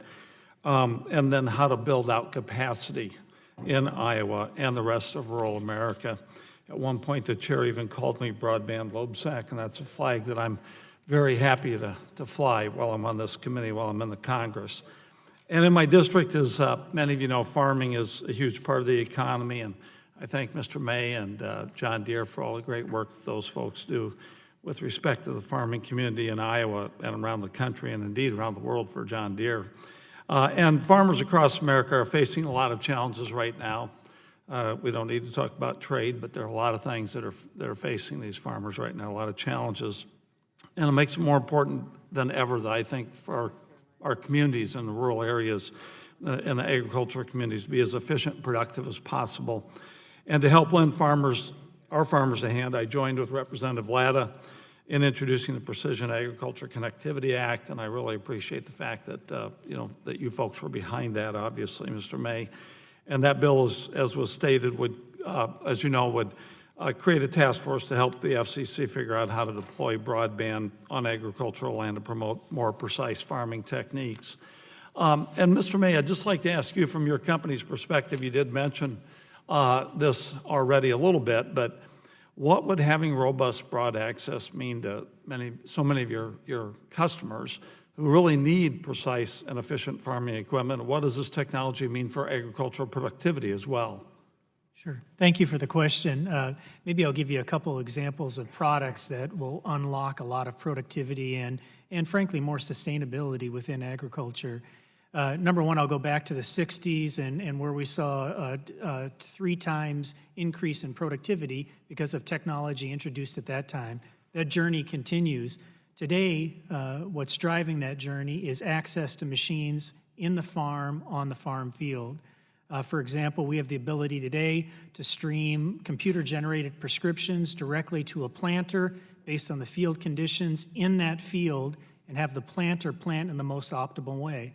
When the farmer's in combining, picking the corn in the field, we're sensing the environment that combine's in and connecting back to the cloud to stream recommendations on how to optimize that combine based on exactly what it's sensing within that field. We also, when we have a machine go down, you know what that means to a farmer. When that machine stops, it's dollars flowing out the window of the cab, and we need to get the machine up fast. With internet connection, we can connect remotely directly to that machine and diagnose the problem that's happening and get them back up and running quickly. So we believe this phase of internet-based agriculture is going to unlock tremendous value in productivity and sustainability. Right. And feed America and feed the world, for Absolutely. that matter, too. Yeah, and just briefly, last September, I went to visit a farmer in one part of my district, and I got there, and he was getting the corn in, and I knew how important that time was to him. So I said, listen, we don't have to go in your house for an hour and talk about the issues. Do you mind if I get in the cab with you? And that's what we did to bring the harvest in, and he was talking to me about technology. It was really quite amazing. But this particular bill, and I'm proud to, I've worked with Congressman Ladd on that. We've got to make sure that we have the information so that these machines can operate as effectively as possible. Are there any other things you'd like to add that we could be doing along those lines? First of all, thank you for your work on that. We believe that that'll bring a significant amount of value to agriculture across the United States. I think one of the other things that could be helpful is maybe a joint study between the FCC and the USDA to truly understand where do we have the issues, where it's unserved, as was mentioned, and underserved, so that we can attack these problem areas directly. And that's connected to my other question, actually, too. And I'm probably going to just have to ask this question for the record of you, Mr. Aiken, but it has to do with mapping, obviously, and I'm very happy that we did get my mapping bill through. But I do have a letter, Madam Chair, from Sheraton Valley Electric Cooperative, if I could put that in the record with unanimous. Without objection. Thank you so much. And then I'll just submit a question to you, Mr. Aiken, for the record, and I yield back. Thank you, Madam Chair. Gentleman yields back, and next week he'll have the opportunity to ask the FCC about doing that study, and I'm sure he will. Mr. Latta, you're recognized for 5 minutes. Well, thank you, Madam Chair, and thanks very much for having this hearing today. It's very, very needed. I represent the largest farm income producing district in the state of Ohio, and it's important to our agricultural producers out here to have this technology. And I've served and serve as the co-chair of the Rural Broadband Caucus and also co-chair of the Rural Telecommunications Working Group. And, we believe that it's absolutely important that we get the broadband out to our rural areas of our country. And it's not on the ag side, but from the testimony we've heard from the other witnesses. If you can't operate a business, you can't operate a hospital, you can't do certain things out there if you don't have that technology. So it's absolutely important that we have that. A little bit different from my area is a little bit different from the chairman of the full committee, where you saw the mountains in the background. If you look at my district, it's probably as flat as your table that you're sitting at, but we grow things, and we're very productive there. But if I could ask my first question, Mr. May, does it matter to you what type of technology is used to deliver that broadband service to connect agriculture producers, customers, and vendors across America, as long as the service is safe, affordable, and effective at meeting the needs of those users? There's lots of technologies that can be applied to make agriculture more productive, and frankly, we think each one of them has a place, and we're open to all of them. Whether you talk guidance, GPS systems using satellite-based networks to guide vehicles in the field within centimeters, that plays a critical role. Internet connections and the ability to stream large quantities of data is also significant. So for us, we think there are several technologies that can be leveraged within agriculture, but certainly internet connectivity is critical from the data side of agriculture. Well, what you say about, especially on the GPS and being able to be within centimeters, that about 2 years ago I was out in the southwest part of my district, and what we were doing at that time, they were showing how, my mom grew up on a farm. My grandfather used horses back in the 30s. My wife's, I saw in your testimony that deer has been around now for 181 years. My wife's family's been on the same farm in Northwest Ohio for 185 years. And but that day that we were out, they were putting in fertilizer and furrows to keep from having runoff or anything like that. But in the spring, when they were going to go out and plant that corn, they were going to be able to put it within an inch of where that furrow was. So that's what that technology does. So we appreciate that. Mr. Strupp and Mr. Ford, if I can ask you, will both of you provide examples of how your industries are working to promote rural broadband for precision agriculture? And what are some of those broadband solutions? I'd like to start by noting that precision begins with GPS, as you noted, and it's important to recognize that GPS is provided via satellite.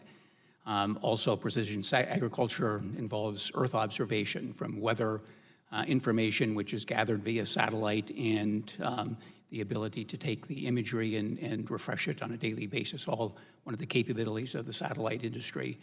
But to get to the communications aspect of it, the addition of the capacity that we've been talking about is an important aspect of what the satellite industry is doing.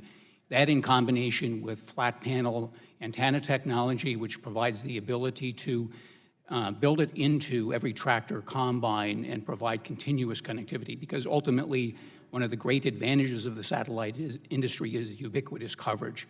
So we have complete coverage of rural America, and the important thing that we're doing in terms of the capacity is adding additional satellites and the high technology that we've talked about.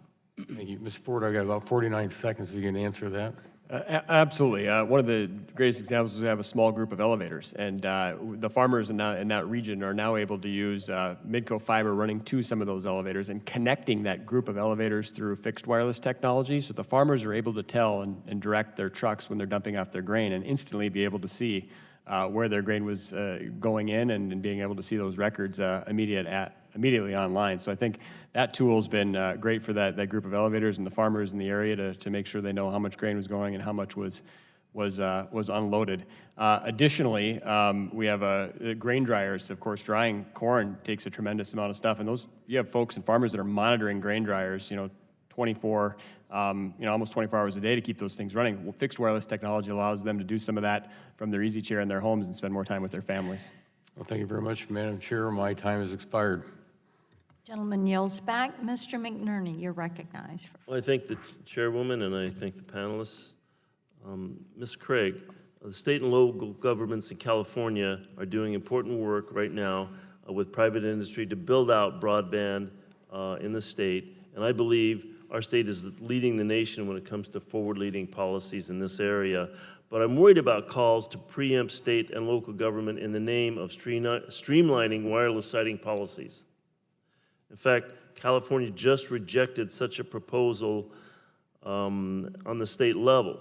What we need, I believe, instead is industry and cities working together to meet individual constituents' needs like what just happened in San Jose. Do you think the federal streamlining of local government siting policy will make meaningful progress toward bringing high-speed fiber to unserved and underserved areas? Well, I think if that streamlining would give us the flexibility in local areas to work with our partners. And like I said, our partnership with Wilson was well established. So to me, it was a natural partnership. We trusted them. We knew that they were being fiscally responsible with this network. So if that streamlining would simplify and give us the flexibility that we need, because rural areas are they're very unique. Some things may work for one area, but not in another. That's the point, isn't it? That you don't want a uniform federal policy that preempts local state policies in some name of streamlining. Right, but we also need to get past those barriers that we had in our response was a state government. Well, thanks. Rather than fighting against local governments, I think local governments and industry could work together to find meaningful solutions. The Broadband Finance Investment and Innovation Act that Congressman Lujan introduced, and I'm a co-sponsor of, would help public-private partnerships gain access to capital for deploying high-speed broadband. I think it could make a real difference in districts like mine and others. Do you think the use of PPPs, as this legislation envisions, would allow federal government to work constructively with local governments? It sounds like it would. I'm not terribly well versed on that legislation, but it sounds like it would. Okay, thank you. I appreciate that. Mr. May, for some time now, I've been raising concerns about cybersecurity and internet-connected devices. The Lift America Act, which I'm a co-sponsor, would acknowledge these concerns by requiring that all broadband projects funded by the Act would have to work to meet network security specifications. What might cybersecurity vulnerabilities mean to farmers who are using advanced agricultural technology? Farmers today that are utilizing these advanced technologies are streaming large quantities of data, not only to their own farm, but to their trusted advisors to help them make better decisions. John Deere's been very transparent in our role to make sure that that data is as secure as possible, it's accessible, and it's easy to share. We've also tried to work with farm bureaus to develop more standards around what sort of security protocols should be in place. And we believe that the security of data is critical, and we support continuing to invest in that. Well, what risks do farmers have, the ones that are actually using the technology? The risk the farmer could have is if their data gets in the hands of somebody they didn't intend it to. So if their yield data or how they planted the fields, what seed they used, that's their IP. And if that got in the hands of, I planted this hybrid, I sprayed with this sort of application, and I created a yield 10% higher than you, that's IP. And if that were to get in the hands of somebody else, then it's a loss to the farmer. Thank you. Ms. Ward, in your testimony, you point out that fewer than 50% of households in the bottom income quintile use internet at home, and that narrowing this divide would become even more important as health care moves to a value-based system. Can you expand in your testimony and talk about the health implications if lower-income middle Americans are unable to afford access to broadband at home? Sure, thank you for the question. Those patients with that lower socioeconomic status are often some of the less healthy patients, or they don't access health care as frequently. So there are ways that we could do in-home monitoring, whether it's video, phone, email monitoring of their health conditions that would prevent readmissions maybe to the hospital, improve their health, get them regular visits with their doctor when maybe they can't afford to even drive in to the clinic. Thank you, Madam Chairman. I yield back. Gentleman yields back. Mr. Guthrie, 5 minutes. Thank you, Madam Chairwoman, for holding this meeting. I'd like to start by thanking my co-chair from California, Doris Matsui. We've worked on the Spectrum Caucus together. It seems like every meeting we have here, we talk about spectrum, but it's so important. And I just want to point out in the Ray-Baum Act, there was also just nuances of technology policies. Amazing. We had actually put in there the Spectrum Auction Deposits Act, just so they could deposit bank deposits for selling of spectrum. That was asked for by Chairman Pai. And the chairwoman was great to work with us and have this in the mark so that we can move forward, and appreciate you doing that. I'm also pleased with the Commission's work on mid-band, licensed and unlicensed bands that can help us keep the U.S. on the cutting edge of 5G rather than letting China or any other person try to beat us to that. So, Mr. Forte, and actually, Mr. Aiken, I might ask you to comment. The question for Mr. Forte, but if you would comment. Starting with the spectrum question, I know that you're trying to provide service for unserved areas by using fixed wireless technology, and you say in your testimony that you need access to more spectrum in order to accomplish that. Charter is doing similar things in Kentucky. So thanks for your efforts, and for Mr. Forte and Mr. Aiken, how much spectrum do you think is needed for fixed wireless, and what will be the results for consumers, and what can we do on this front? What more can we do on this front? We'll start with Mr. Forte and then Mr. Aiken. Yeah, I mean, certainly, access to more spectrum, most importantly, the type of spectrum that works best for our customers and our people in rural areas. We need to make sure that the spectrum that is offered, provides interference, protection out there. I know the C-band has been talked a little bit about today, but we are, of course, an existing cable television provider, and we use that C-band to provide television service to tens of thousands of customers across all the states that we serve, and that's the only option that we have. So if we were to look at that band for fixed wireless, we need to make sure that that is also protected. And one of the bands that isn't being used as much in our area is the 2.5, the educational broadband. And one of the reasons we really like that spectrum is because it's able to go penetrate dense forests, tree lines, things like that, and get through those obstacles. And obviously, it does have a certain educational benefit. I mean, I live in a very rural area. My kids go to a school out in the country 5 miles from my house, and I'm amazed even at their young age how much work that is destined on having that good, reliable internet connection. So yeah, I think we need more spectrum in all these areas to accomplish the project, accomplish it, but let's make sure it works for everybody. Thank you. Mr. Aiken? Thanks for the question, Congressman.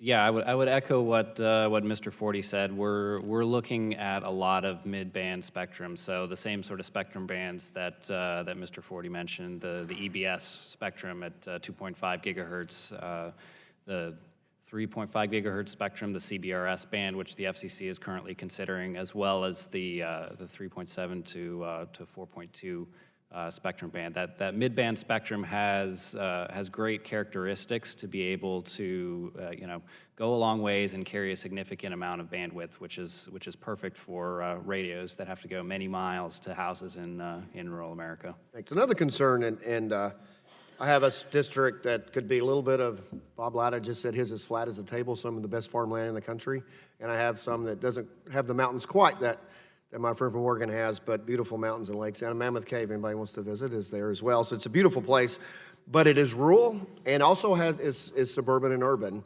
I live in Bowling Green, which is kind of a boom, tied in with the work our chairwoman's done in Middle Tennessee to make that area such a boom town. We're kind of tied in with that. I'm an hour from Nashville. And if you look at mapping, that's what I'm talking about. If you look at you would say Bowling Green is covered with broadband. And we have some friends from mine here from Connected Nation, who's a local hometown group who does the mapping. But it depends on where you live. Even I have very rural counties that that is exactly what we're talking about, but even where I live, and some people won't develop, they can't move forward because people don't want to buy a home that doesn't have broadband access moving forward. So just in mapping, getting more specific in mapping, I think we were talking about, it's just too broad to say that one county is covered or not. So my question is for the panel, and I didn't leave you much time, but what recommendations do you have to improve the granularity and accuracy of the data collected? And what recommendations do you have to improve it? And should NTIA coordinate with the commission, or are there other ideas by giving it to NTIA solely? Anybody? I only got a few seconds, so one of you want to hit that? Just making mapping better. Yeah, certainly I would start with ensuring that the information is up to date. We've recognized that given the advances in the satellite industry, the fact that we do provide 25/3 coverage is not included in the current map. And one other technology that I would acknowledge that I think will be useful in terms of the broadband mapping is technology that's being deployed that allows for RF mapping from space. And ultimately, I would recommend that company's technology, they're launching their first 3 satellites this year, be considered to be able to identify where there is actually a signal rather than just identification of hopes that there is a signal. Thank you, and we're out of time. I yield back. Ms. Matsui, you're recognized. Thank you very much, Madam Chairman. We talked about spectrum is absolutely necessary to meet the coverage requirements of rural broadband networks. In 2004, Congress created the Spectrum Relocation Fund to assist federal agencies relocating or sharing spectrum for wireless broadband use. And in 2015, Congress made improvements to the SRF by allowing agencies to use SRF funds for engineering research and development. But current law limits how much of these funds can be used by agencies to perform the research and related activities necessary to potentially relocate, reallocate, or share their spectrum. And last month, my spectrum partner, Congressman Guthrie, and I, along with Senators Wicker and Schatz, introduced the Spectrum Now Act to fix this problem. Specifically, the framework in Spectrum Now Act could provide a pathway for NTIA and DoD to make additional 100 megawatts of spectrum available in the 3.4 gigahertz band. Mr. Aiken, what potential does a 3.4 gigahertz band have for WISP networks, and how could the Spectrum Now Act help meet the growing demand on wireless networks across rural America? Thank you, Congresswoman, and thank you for your leadership on this issue. We're incredibly supportive of that legislation, and it could make a real difference in rural broadband, particularly if the FCC gets the rules right on the 3.5 gigahertz or CBRS rulemaking, because that would allow these fixed wireless radios to just simply have a software upgrade and be able to utilize the spectrum in that band as well. Right. Okay, thank you. Narrowband IoT networks are particularly useful for long-range, low-power applications. Specifically, these networks improve capacity, spectrum efficiency, and power consumption levels of user devices. Narrowband IoT networks have potential both nationwide and particularly for rural coverage. These networks can coexist with commercial mobile networks, and their propagation characteristics provide better range and reduce coverage costs for consumers in both rural areas and across the country. The entire panel, what potential benefits do narrowband IoT networks have in rural areas from a spectrum, efficiency, cost, and deployment perspective? Mr. Stroop, would you like to start? Certainly, I think as you noted, narrowband signals are more spectrum efficient, and you can put them in smaller allocations. Companies like Iridium, which is a satellite-based company, has been providing IoT services in rural America for some time. So those services are already deployed. They tend to be more cost-effective just because they do not have the same power requirements either that broadband systems do. Thank you. Mr. Ford? We'd be happy to get back to you on that. Oh, certainly. Mr. Aiken? Sure. So we generally view those networks as incredibly complementary to fixed wireless networks. It enables a lot of connectivity on farms that have a lot of benefit to precision agriculture efforts, and we view those networks as complementary, and we see our customers of our members who are farmers utilize both. Okay, fine. Mr. May? That technology, we believe, will play a role in machine-to-machine communication, Yeah. but very limited capability if you have to upload data to the cloud.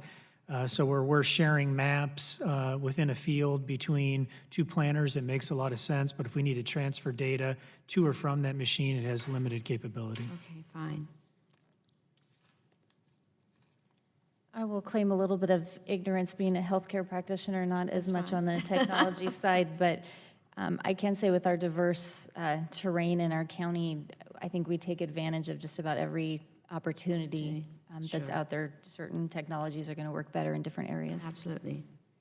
I'll also claim ignorance in this proudly, but it sounds to me like it's just another option and it points again to the flexibility that small communities need to have in working with whatever tools they can get.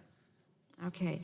I don't have much time, but I want to ask the question on the C-band about the particular clearing mechanism that could be used to allow additional terrestrial use in the 3.7, 4.2 gigahertz band.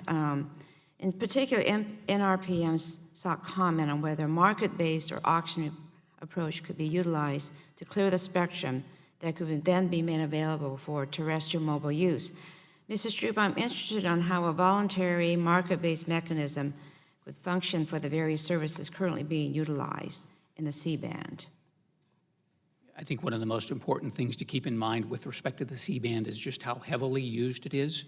As part of the NOI process that the FCC went through, there were a number of users that came forward, and there are thousands of earth stations serving over 120 million people for video distribution services. So ultimately, if the FCC does decide that they're going to make any of that spectrum available, a market-based approach where they have an opportunity to work with the customer base, meaning the satellite companies have an opportunity to work with the existing customer base, is more likely to achieve the goals in the short term.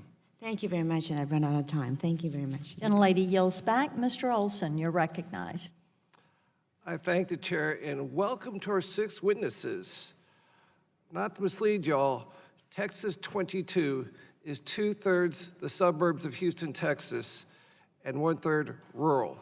That means corn, milo, cotton, and cattle. Our smallest farms and ranches are doing just fine. They have the broadband access that Greater Houston has, but that access can disappear in a few hours in a natural disaster, like Hurricane Harvey. We learned a lot from Hurricane Ike that hit us in 2008. We buried our lines deep in the soil, so that stayed up a lot. We still lost some connectivity during the storm. And as you know, the most precious, life-saving commodity in a disaster is information. We found out, too, our process for permits needs to be streamlined to provide that lifeline. And that's why I introduced H.R. 4845, called the Connecting Communities Post-Disasters Act. This legislation allows federal disaster areas to be exempt from the National Environmental Policy Act and the Historical Preservation Act. That just lets communities get going quickly to rebuild. And Madam Chairwoman, I'd like to ask unanimous consent to introduce 2 letters of support for my legislation, one from the NTIA and one from the WIA. Without objection.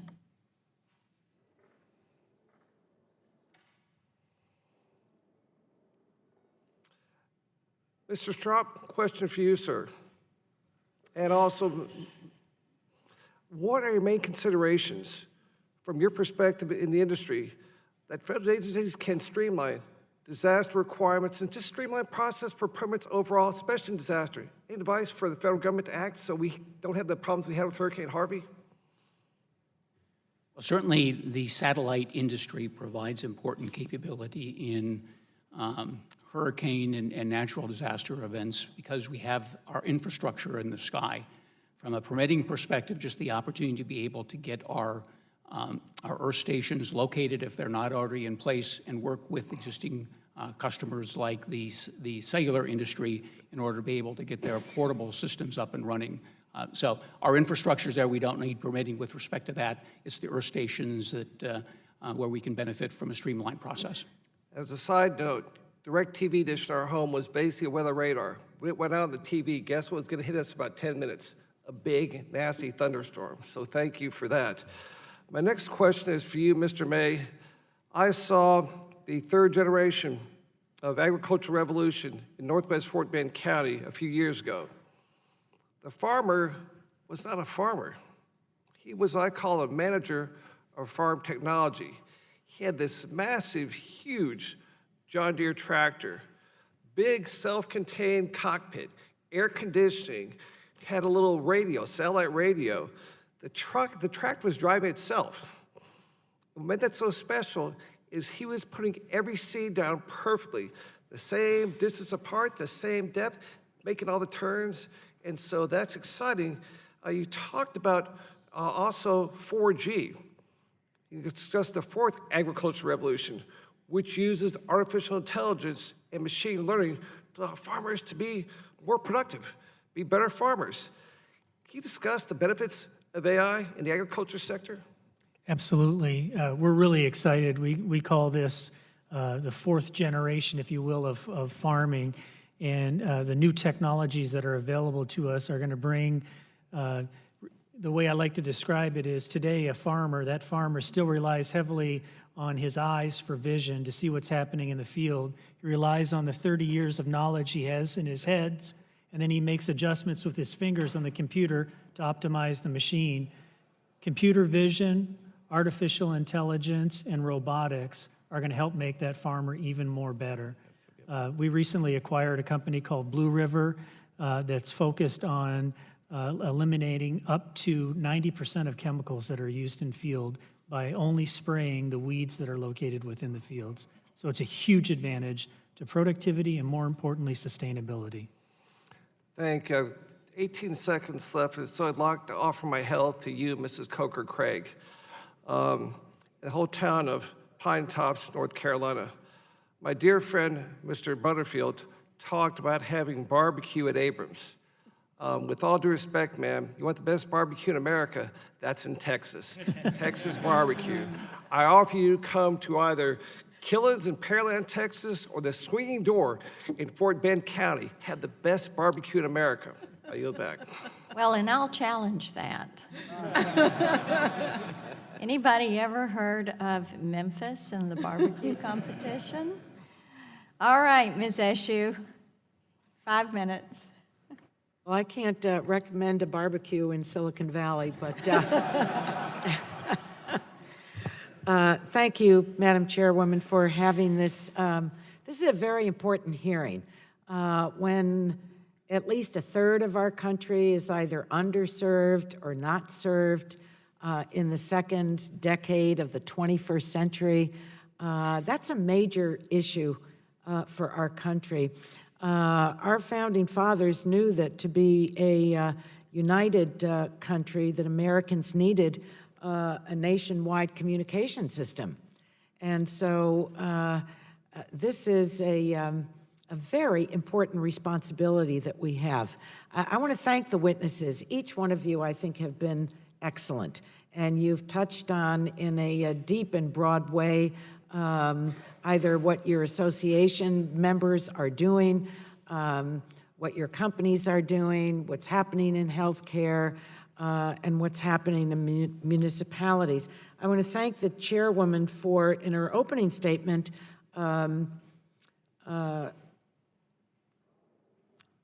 making a positive comment about the dig once policy that was in the Ray Baum legislation. It is sensible, dig once. I don't know why no one ever thought of it before we did it. I guess it was, as my grandmother used to say, the most uncommon of the senses is common sense. But at any rate, we got that one done.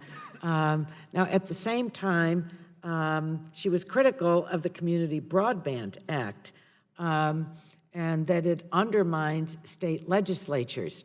Now, I very purposefully introduced that legislation because I think it's important to examine what is standing in the way. Why are we not making headway, especially in rural areas? And I have that too in my district. Imagine, in Silicon Valley, there are people that are either underserved or have no service whatsoever. I think most people would be stunned to realize that.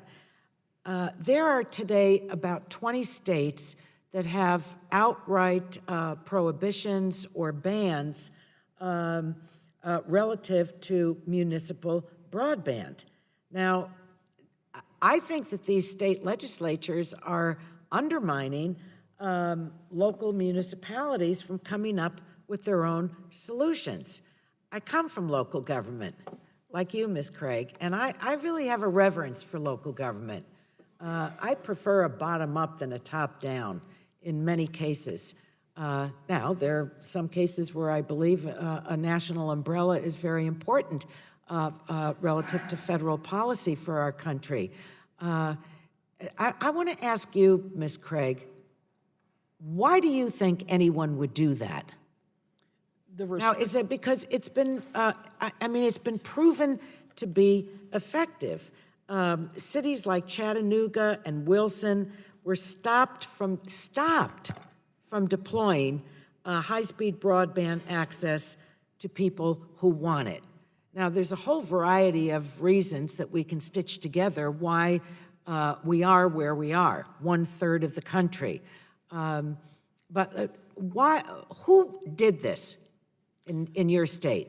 Well, the primary Who are the interests? Who are the interests that went to the state legislature to make sure that this access was banned? My understanding is it was the big telecom industry. You got it. It was the large. Now that's my softball or hardball question to you.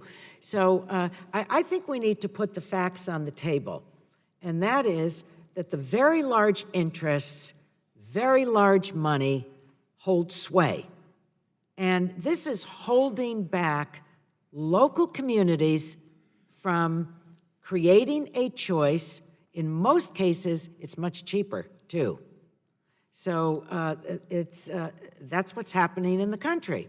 So, if people want to stand with their state legislature for especially screwing their local communities, so be it. But that's what's happening.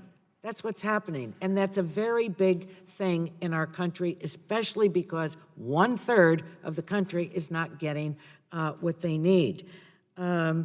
I want to ask the panel, I don't have enough time, so I'll put that question to the full panel. Your single one best idea on how we can advance. I'll put that in writing and look forward to your response. Thank you for being here today. I think you're all part of the solution. And again, I thank the chairwoman for having this hearing. Gentlelady yields back. Mr. Johnson, you're recognized for 5 minutes. Thank you, Madam Chairman, and thanks to our panel for joining us today. I represent a very rural part of the country, the entire eastern flank of the state of Ohio, all along the Ohio River. Broadband access is one of my top priorities. We must figure this out. A one-size solution doesn't work everywhere in the country. And the digital-rural divide is very, very real. We are losing a tremendous amount of intellectual capital, from young people to entrepreneurs to you name it, kids that can't do their homework, businesses that won't come into a rural area because they can't get access to the internet to connect with their customers, their suppliers, manage their employees. There's a host of reasons why this is a somewhat of an urgent, I would even say in many cases, desperate situation for economic development. And some people think that it's a pie-in-the-sky luxury to have access to high-speed internet. And that is simply not true. In a digitized world that we live in today, where we do business across the oceans like we used to do business across town, you gotta have access to the internet. And I think that starts with being able to accurately identify those areas that are unserved and underserved. And that's been a complicated and yet inadequate effort up until now, and that's why I was glad to introduce the Mapping Now Act, reasserting NTIA's authority to go do this. And I'm also pleased that the discussion draft to reauthorize NTIA tasked the administration with facilitating more accurate, granular maps of broadband coverage so that we can get on with this process. So, Mr. Aiken and Mr. Stroop, Administrator Riedel recently stated in his testimony before the Senate Commerce Committee that, and I quote, NTIA has long been a leader in gathering and analyzing broadband adoption and data, and on May 30th, 2018, NTIA published a request for comment to determine the most efficient path forward. So, gentlemen, could you offer your thoughts as to what NTIA should consider when thinking about how to get the most accurate and reliable data to properly inform broadband investment decisions? Because I don't think it's rocket science, and I'm really frustrated with the length of time and the lack of progress. So, Mr. Aiken, let's go with you first, then we'll come down to Mr. Stroop. Sure, thank you, Congressman. And we're actively engaged with NTIA on its rulemaking on mapping efforts and appreciate their work on this issue. You know, we share the frustration at the lack of good data out there on broadband deployment. It means that folks who might be eligible for the Connect America Fund aren't. And there are a host of other problems that you accurately identified. One of the things that we think we can potentially do is move, particularly for a fixed wireless perspective, to a polygon method of characterizing deployment. That's something that we think we can do without unduly burdening our smallest members. As you know, our association is made up of mom and pop companies, so regulatory burden is a pretty significant concern. But we're actively working towards finding solutions that will work both for our members and for the data needs of our country. Mr. Stroop? We also have engaged with NTIA and encouraged them to take advantage or to reflect the most up-to-date capabilities, as I noted with respect to the satellite industry, the 25.3 capabilities, and also the point that I had made earlier about utilizing new technologies to be able to do RF mapping, to be able to determine where there is, in fact, a signal. Sure. Well, like I said, I don't think it's rocket science, but guess what? Even if it is rocket science, we got rocket science in this country. We ought to be able to figure this out, and it ought not to be this dadgum complicated. But with that, Madam Chair, I yield back. Gentleman yields back. Ms. Brooks, you're recognized for 5 minutes. Thank you, Madam Chairwoman, and thank you so much for holding this really important hearing, and thank you all. I'm sorry some of us have been going back and forth between other hearings, but this is critically important. I represent Indianapolis, suburbs, and rural communities in central Indiana, and not too long ago I had the opportunity with FCC Chair, one of the members of the committee, Carr, to visit Beck's Hybrids, and saw something that was really quite amazing. And so I guess Mr. Aiken and maybe Mr. May, they have what they call Farm Server, where they have created their own server and service to help with precision ag, and it's simplified, but it allows their clients, not just their own customers, but others who are participating in FarmServe, to generate reports such as yield by soil type, yield by hybrid, yield by prescription. It is seed selection streamlined, field-focused record keeping, full support, taking information from a farm office out into the field very precisely, but then aggregating all of this data.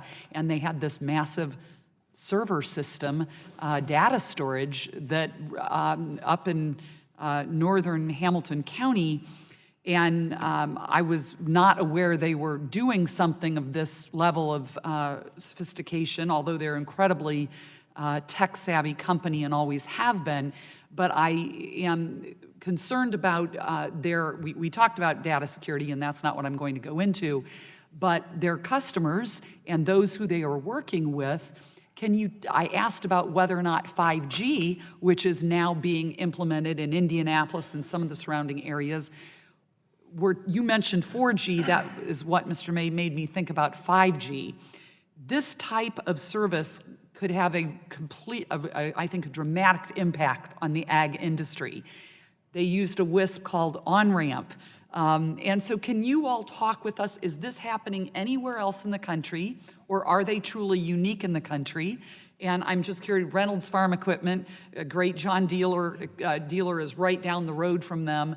Can you all talk about this a little bit, Mr. Aiken, maybe? And you may or may not know about this, Mr. May, and 5G.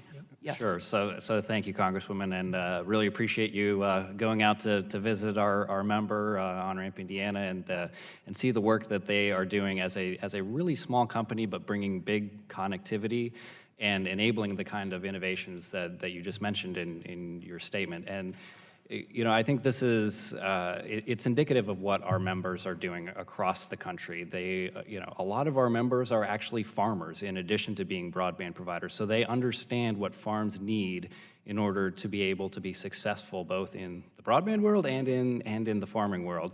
But as far as 5G is concerned, I think, we have to remember when we talk about 5G that 5G is not only mobile. 5G is also fixed wireless, and a lot of the same technical innovations that we see going into the mobile space also will be in the fixed space. So, our members, if we have adequate access to spectrum, can provide these gigabit or multi-gigabit speeds to farms who desperately need the connectivity for big data. Mr. May, anything you'd like to talk about 5G? Yeah, absolutely. First of all, 5G would bring, additional capability in streaming larger sets of data. But today we have a similar system. It's the John Deere Operations Center, where a John Deere farmer today is streaming on a real-time basis from the field directly to our cloud-based ecosystem all of their agronomic data that then they can share with any of their trusted advisors in order to make better decisions and stream it directly back to the machine in the field. So as we advance the internet connectivity, that's only going to unlock more value within the field. Are there many companies like John Deere and Beck's doing this across the country, or is it really just the largest? And the other thing I want to mention is so many of these companies are also near small towns. We often think of urban and rural, but small towns like Pine Top and others. Do we think we are going to get 5G to small town, to Pine Top, North Carolina? I mean, what are we going to do because I think we're going to be jumping to 5G very fast. Yeah, our system's a global system that extends across the globe that uses multiple different internet capabilities. 5G, frankly, is a luxury from a data transmission standpoint, but we're leveraging today 3G and 4G as well to do the same thing. Thank you. Thank you all so much for your testimony. Really appreciate all your work. I yield back. Yields back. Mr. Bilirakis, you're recognized for 5 minutes. Thank you, Madam Chair. Appreciate it very much. Thank the panel for their testimony. One of the most important topics of discussion as we continue to build new connections, upgrade systems, and resiliency. We saw what happened, of course, in Florida, Texas, and Puerto Rico. Now we're in hurricane season, 2018 hurricane season. Similarly, other parts of the nation face their own natural disasters, not just hurricanes. They face the threats that can impact connectivity and slow emergency communications. Mr. Forte, as Midco continues to expand to unserved markets, as well as upgrade existing systems, what precautions are being taken to help ensure that these systems are resilient to natural disasters, which for your area would be tornado threats, of course? Yeah, the first thing is obviously we build a lot of redundancy into our system. Multiple fiber rings of sizes large and small allow that technology to go back around the ring. So if we do have a fiber cut or an instance, that instantly reroutes and is the first step in keeping up for lost service. Additionally, we have had some disasters in North Dakota and tornadoes and flooding, and we've responded with providing free Wi-Fi and things for those communities on an instant basis. We have some trailers and things that we do.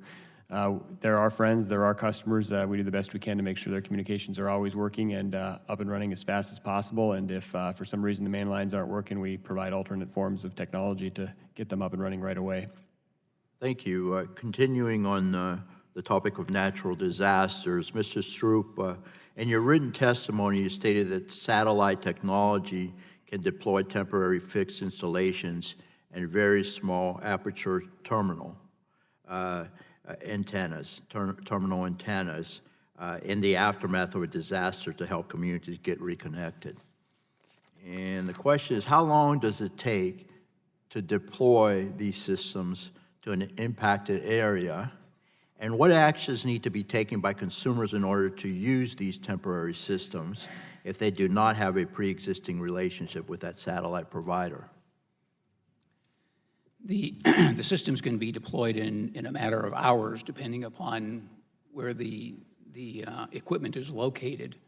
I think what happened in Puerto Rico is a good example where carriers have come forward and noted that satellite needs to be considered an important part of the infrastructure for the rebuilding process because of the speed and capability of the industry.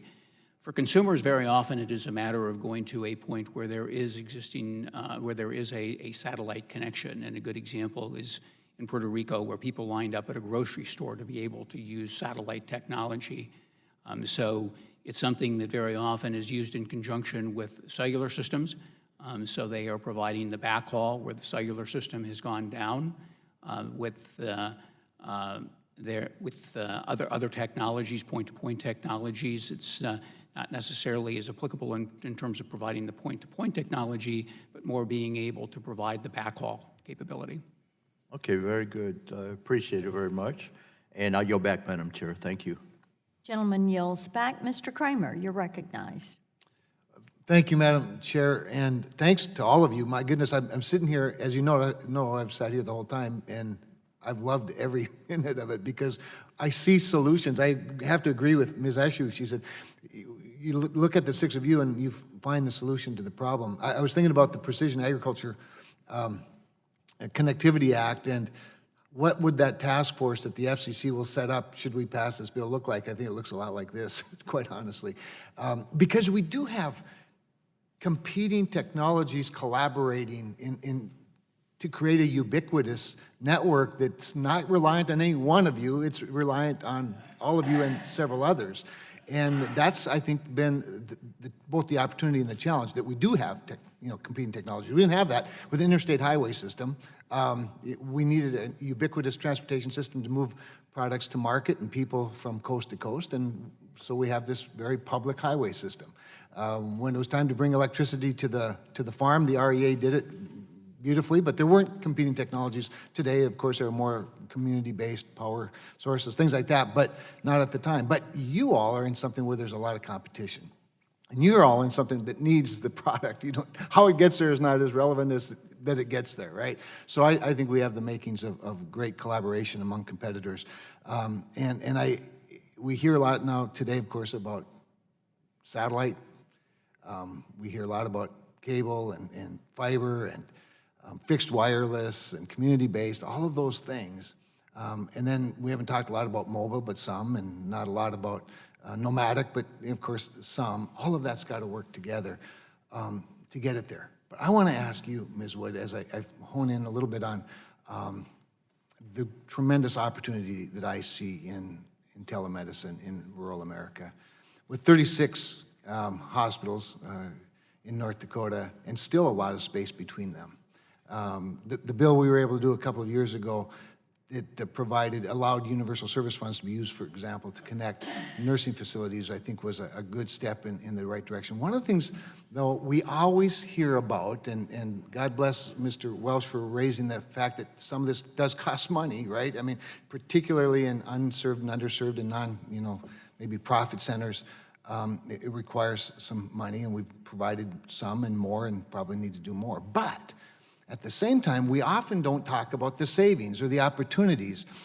For example, and this is what I want to get to you, in your testimony, you talked about that telemedicine, the benefit of it, the value of it.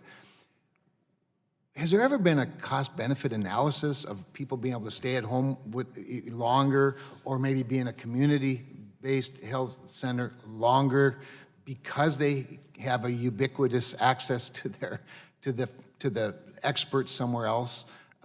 Because we always talk about the cost, not necessarily about the savings.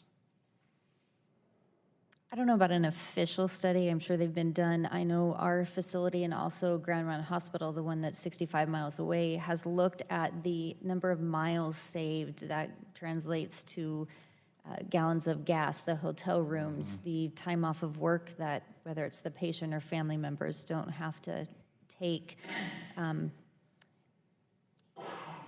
Most of the savings, I think, is for the hospital and probably our primary care providers. They are able to assist these specialists. Often they'll do their visits side by side with the primary care provider in the room.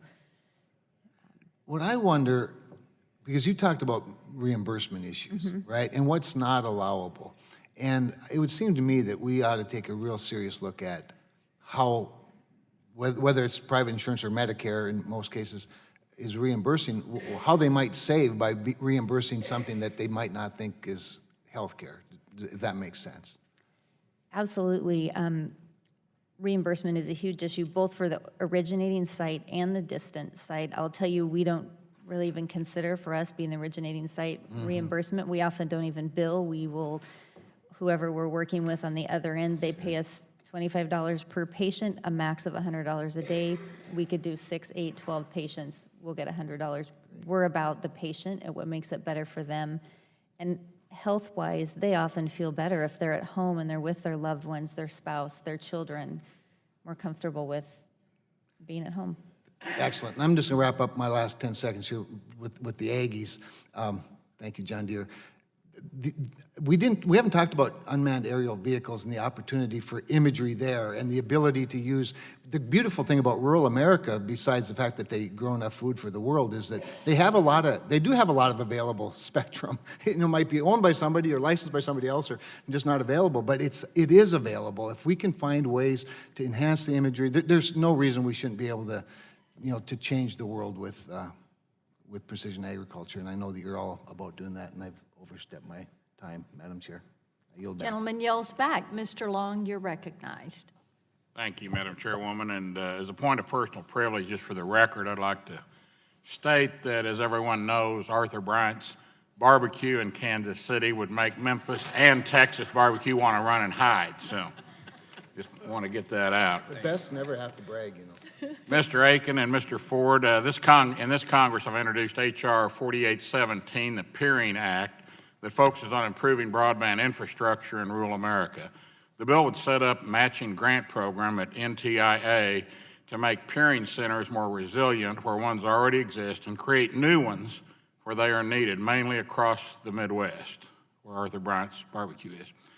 Do you think this bill would help combat the strain on rural providers having to deliver consistently increasing amounts of internet traffic, including high bandwidth, video transmissions?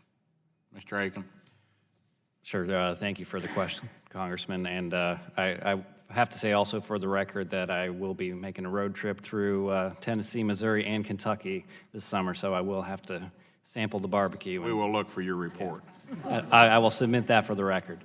But I appreciate the question, and the cost of backhaul is a very significant cost for a lot of rural providers in terms of getting to that point where they can peer with other providers. So, I really appreciate your efforts to try to do things to reduce that. What else can be done in more rural areas? I have several rural areas in my 10 and a fraction counties. A lot of it's rural America, and I don't think that the kids trying to do their homework should be, affected differently than the kids in the city. So what else can we do in more rural areas to keep service high quality and speeds fast? So from our perspective, Congressman, the answer is spectrum, and spectrum done in a way that makes sense for small companies. We have a ton of small providers out there in rural America providing broadband now, but the spectrum they're using is crowded. And like I mentioned previously, we have folks who have customers within range, potential customers within range of radios right now, but insufficient spectrum to do it.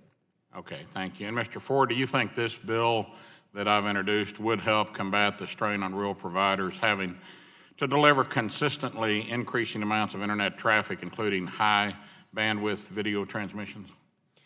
Obviously we're delivering, gigabit speeds across all of our footprint from Bowman to Bottineau and Williston to Wapton in North Dakota. So I wanted to make sure I said hi to my Congressman Kramer up there as well. Excuse me, Congressman Long. But yeah, we certainly, really believe that, increasing those speeds would be great. And one of the ways that we can really do that is, again, as Mr. Aiken said, more spectrum. Again, we really like the 2.5 gigahertz band of spectrum to allow that speed because it allows for interference protections and also to get through some of those tough, hard to reach areas through trees and woods and things like that. So yeah, we are constantly efforts to increase speeds all across our footprint. And what else can be done in more rural areas to keep service high quality and speeds fast?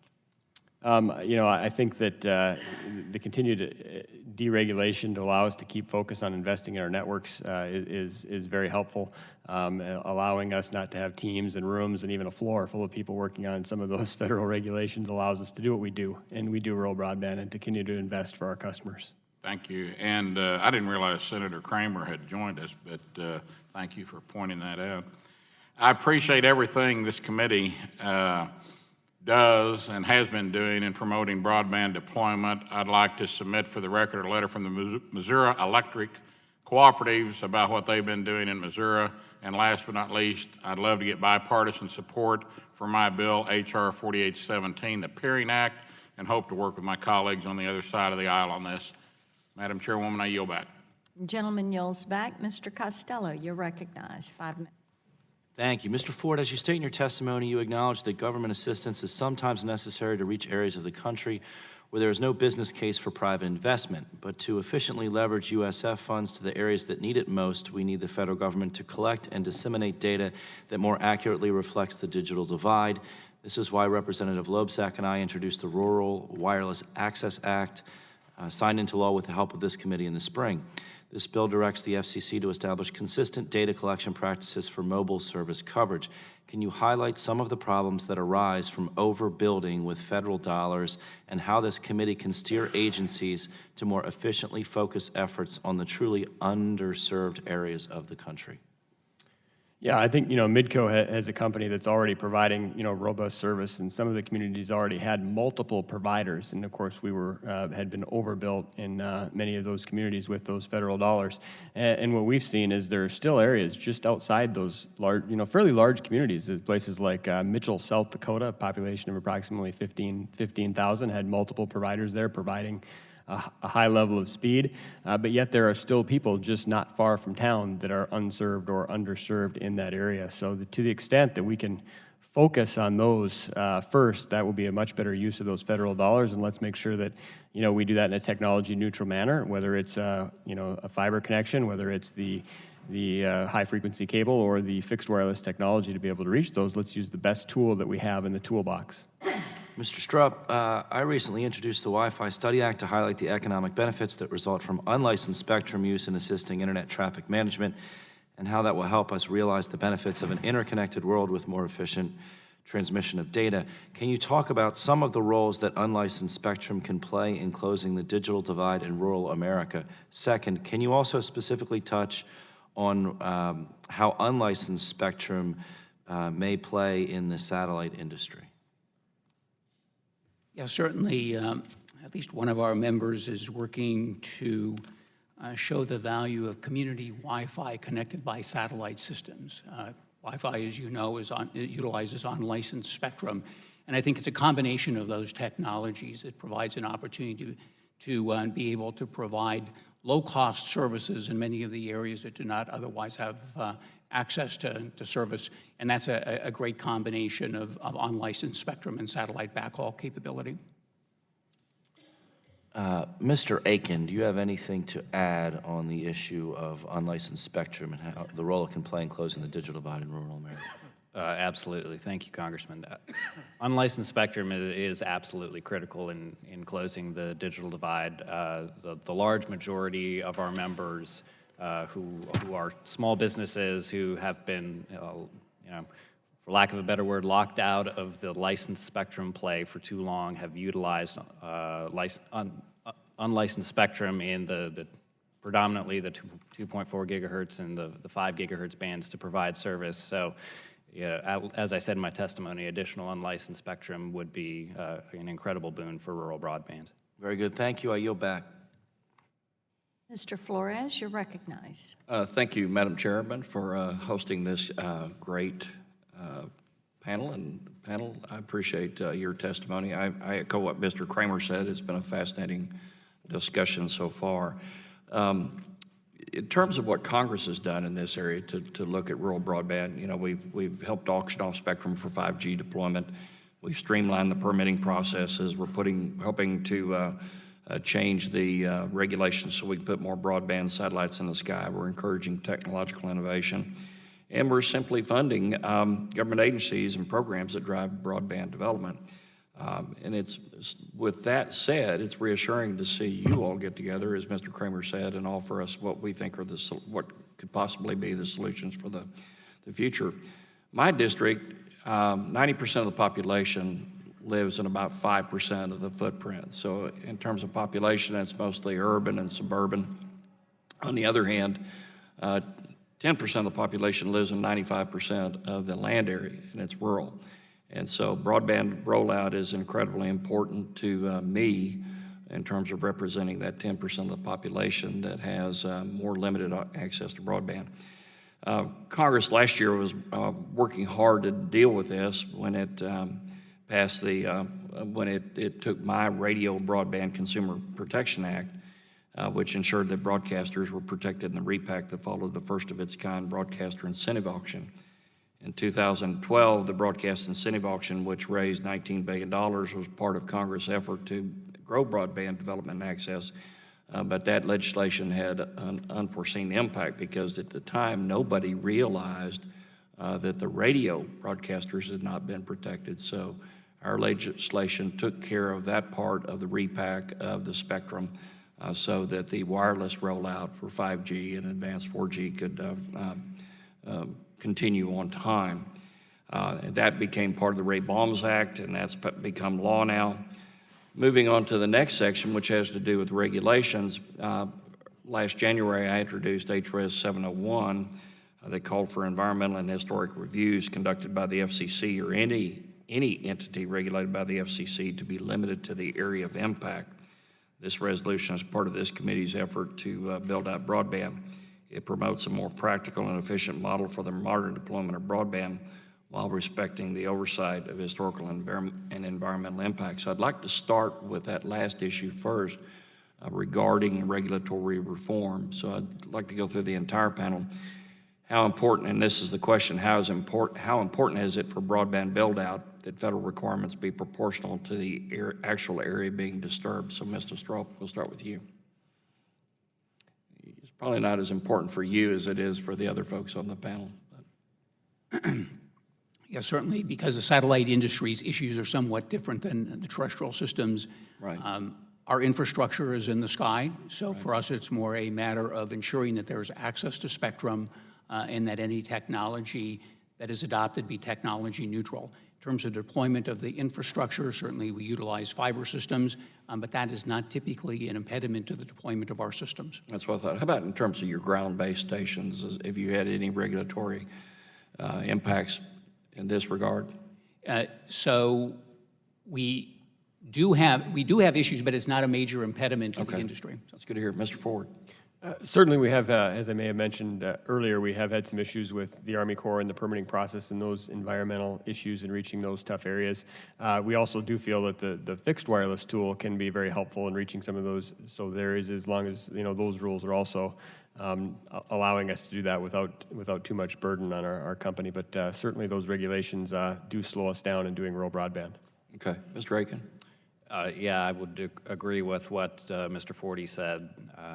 It's tough for a mom and pop business to have to pay $5,000 for a permit in order to hang a small radio on an existing tower. So we appreciate the help that Congress and the FCC have been affording us on permitting streamlining. Mr. May. Yeah, we would agree. I think speeding up the process would certainly help reach the areas that don't have service, and I think it's broader than we think, and we do those for doing it in a sustainable way. Okay. I'd like to go to the next question. I'll ask you all to answer supplementally. And Ms. Coker-Craig, you may have a response to that. Ms. Ward, I don't know if it impacts you or not. Mr. Stroop, I suspect the satellite industry faces its own very unique regulatory impediments. Can you address the hindrances for deployment that the satellite industry faces? Yes, can you address the hindrances for deployment that the satellite industry faces? Issues for deployment? That Yes, the industry... hindrances. So again, going back to the point that I made before, in terms of deployment, the biggest issue that we have is access to spectrum. We have a number of companies that have announced plans for deployment of their next generation technology, both GEO systems and LEO systems. So the processing at the commission is certainly an issue. We're going through a process with expediting small satellite licensing. But I think that the key points for us, again, are technology neutrality and access to spectrum. Okay. Thank you, Madam Chairman. I yield back the balance of my time.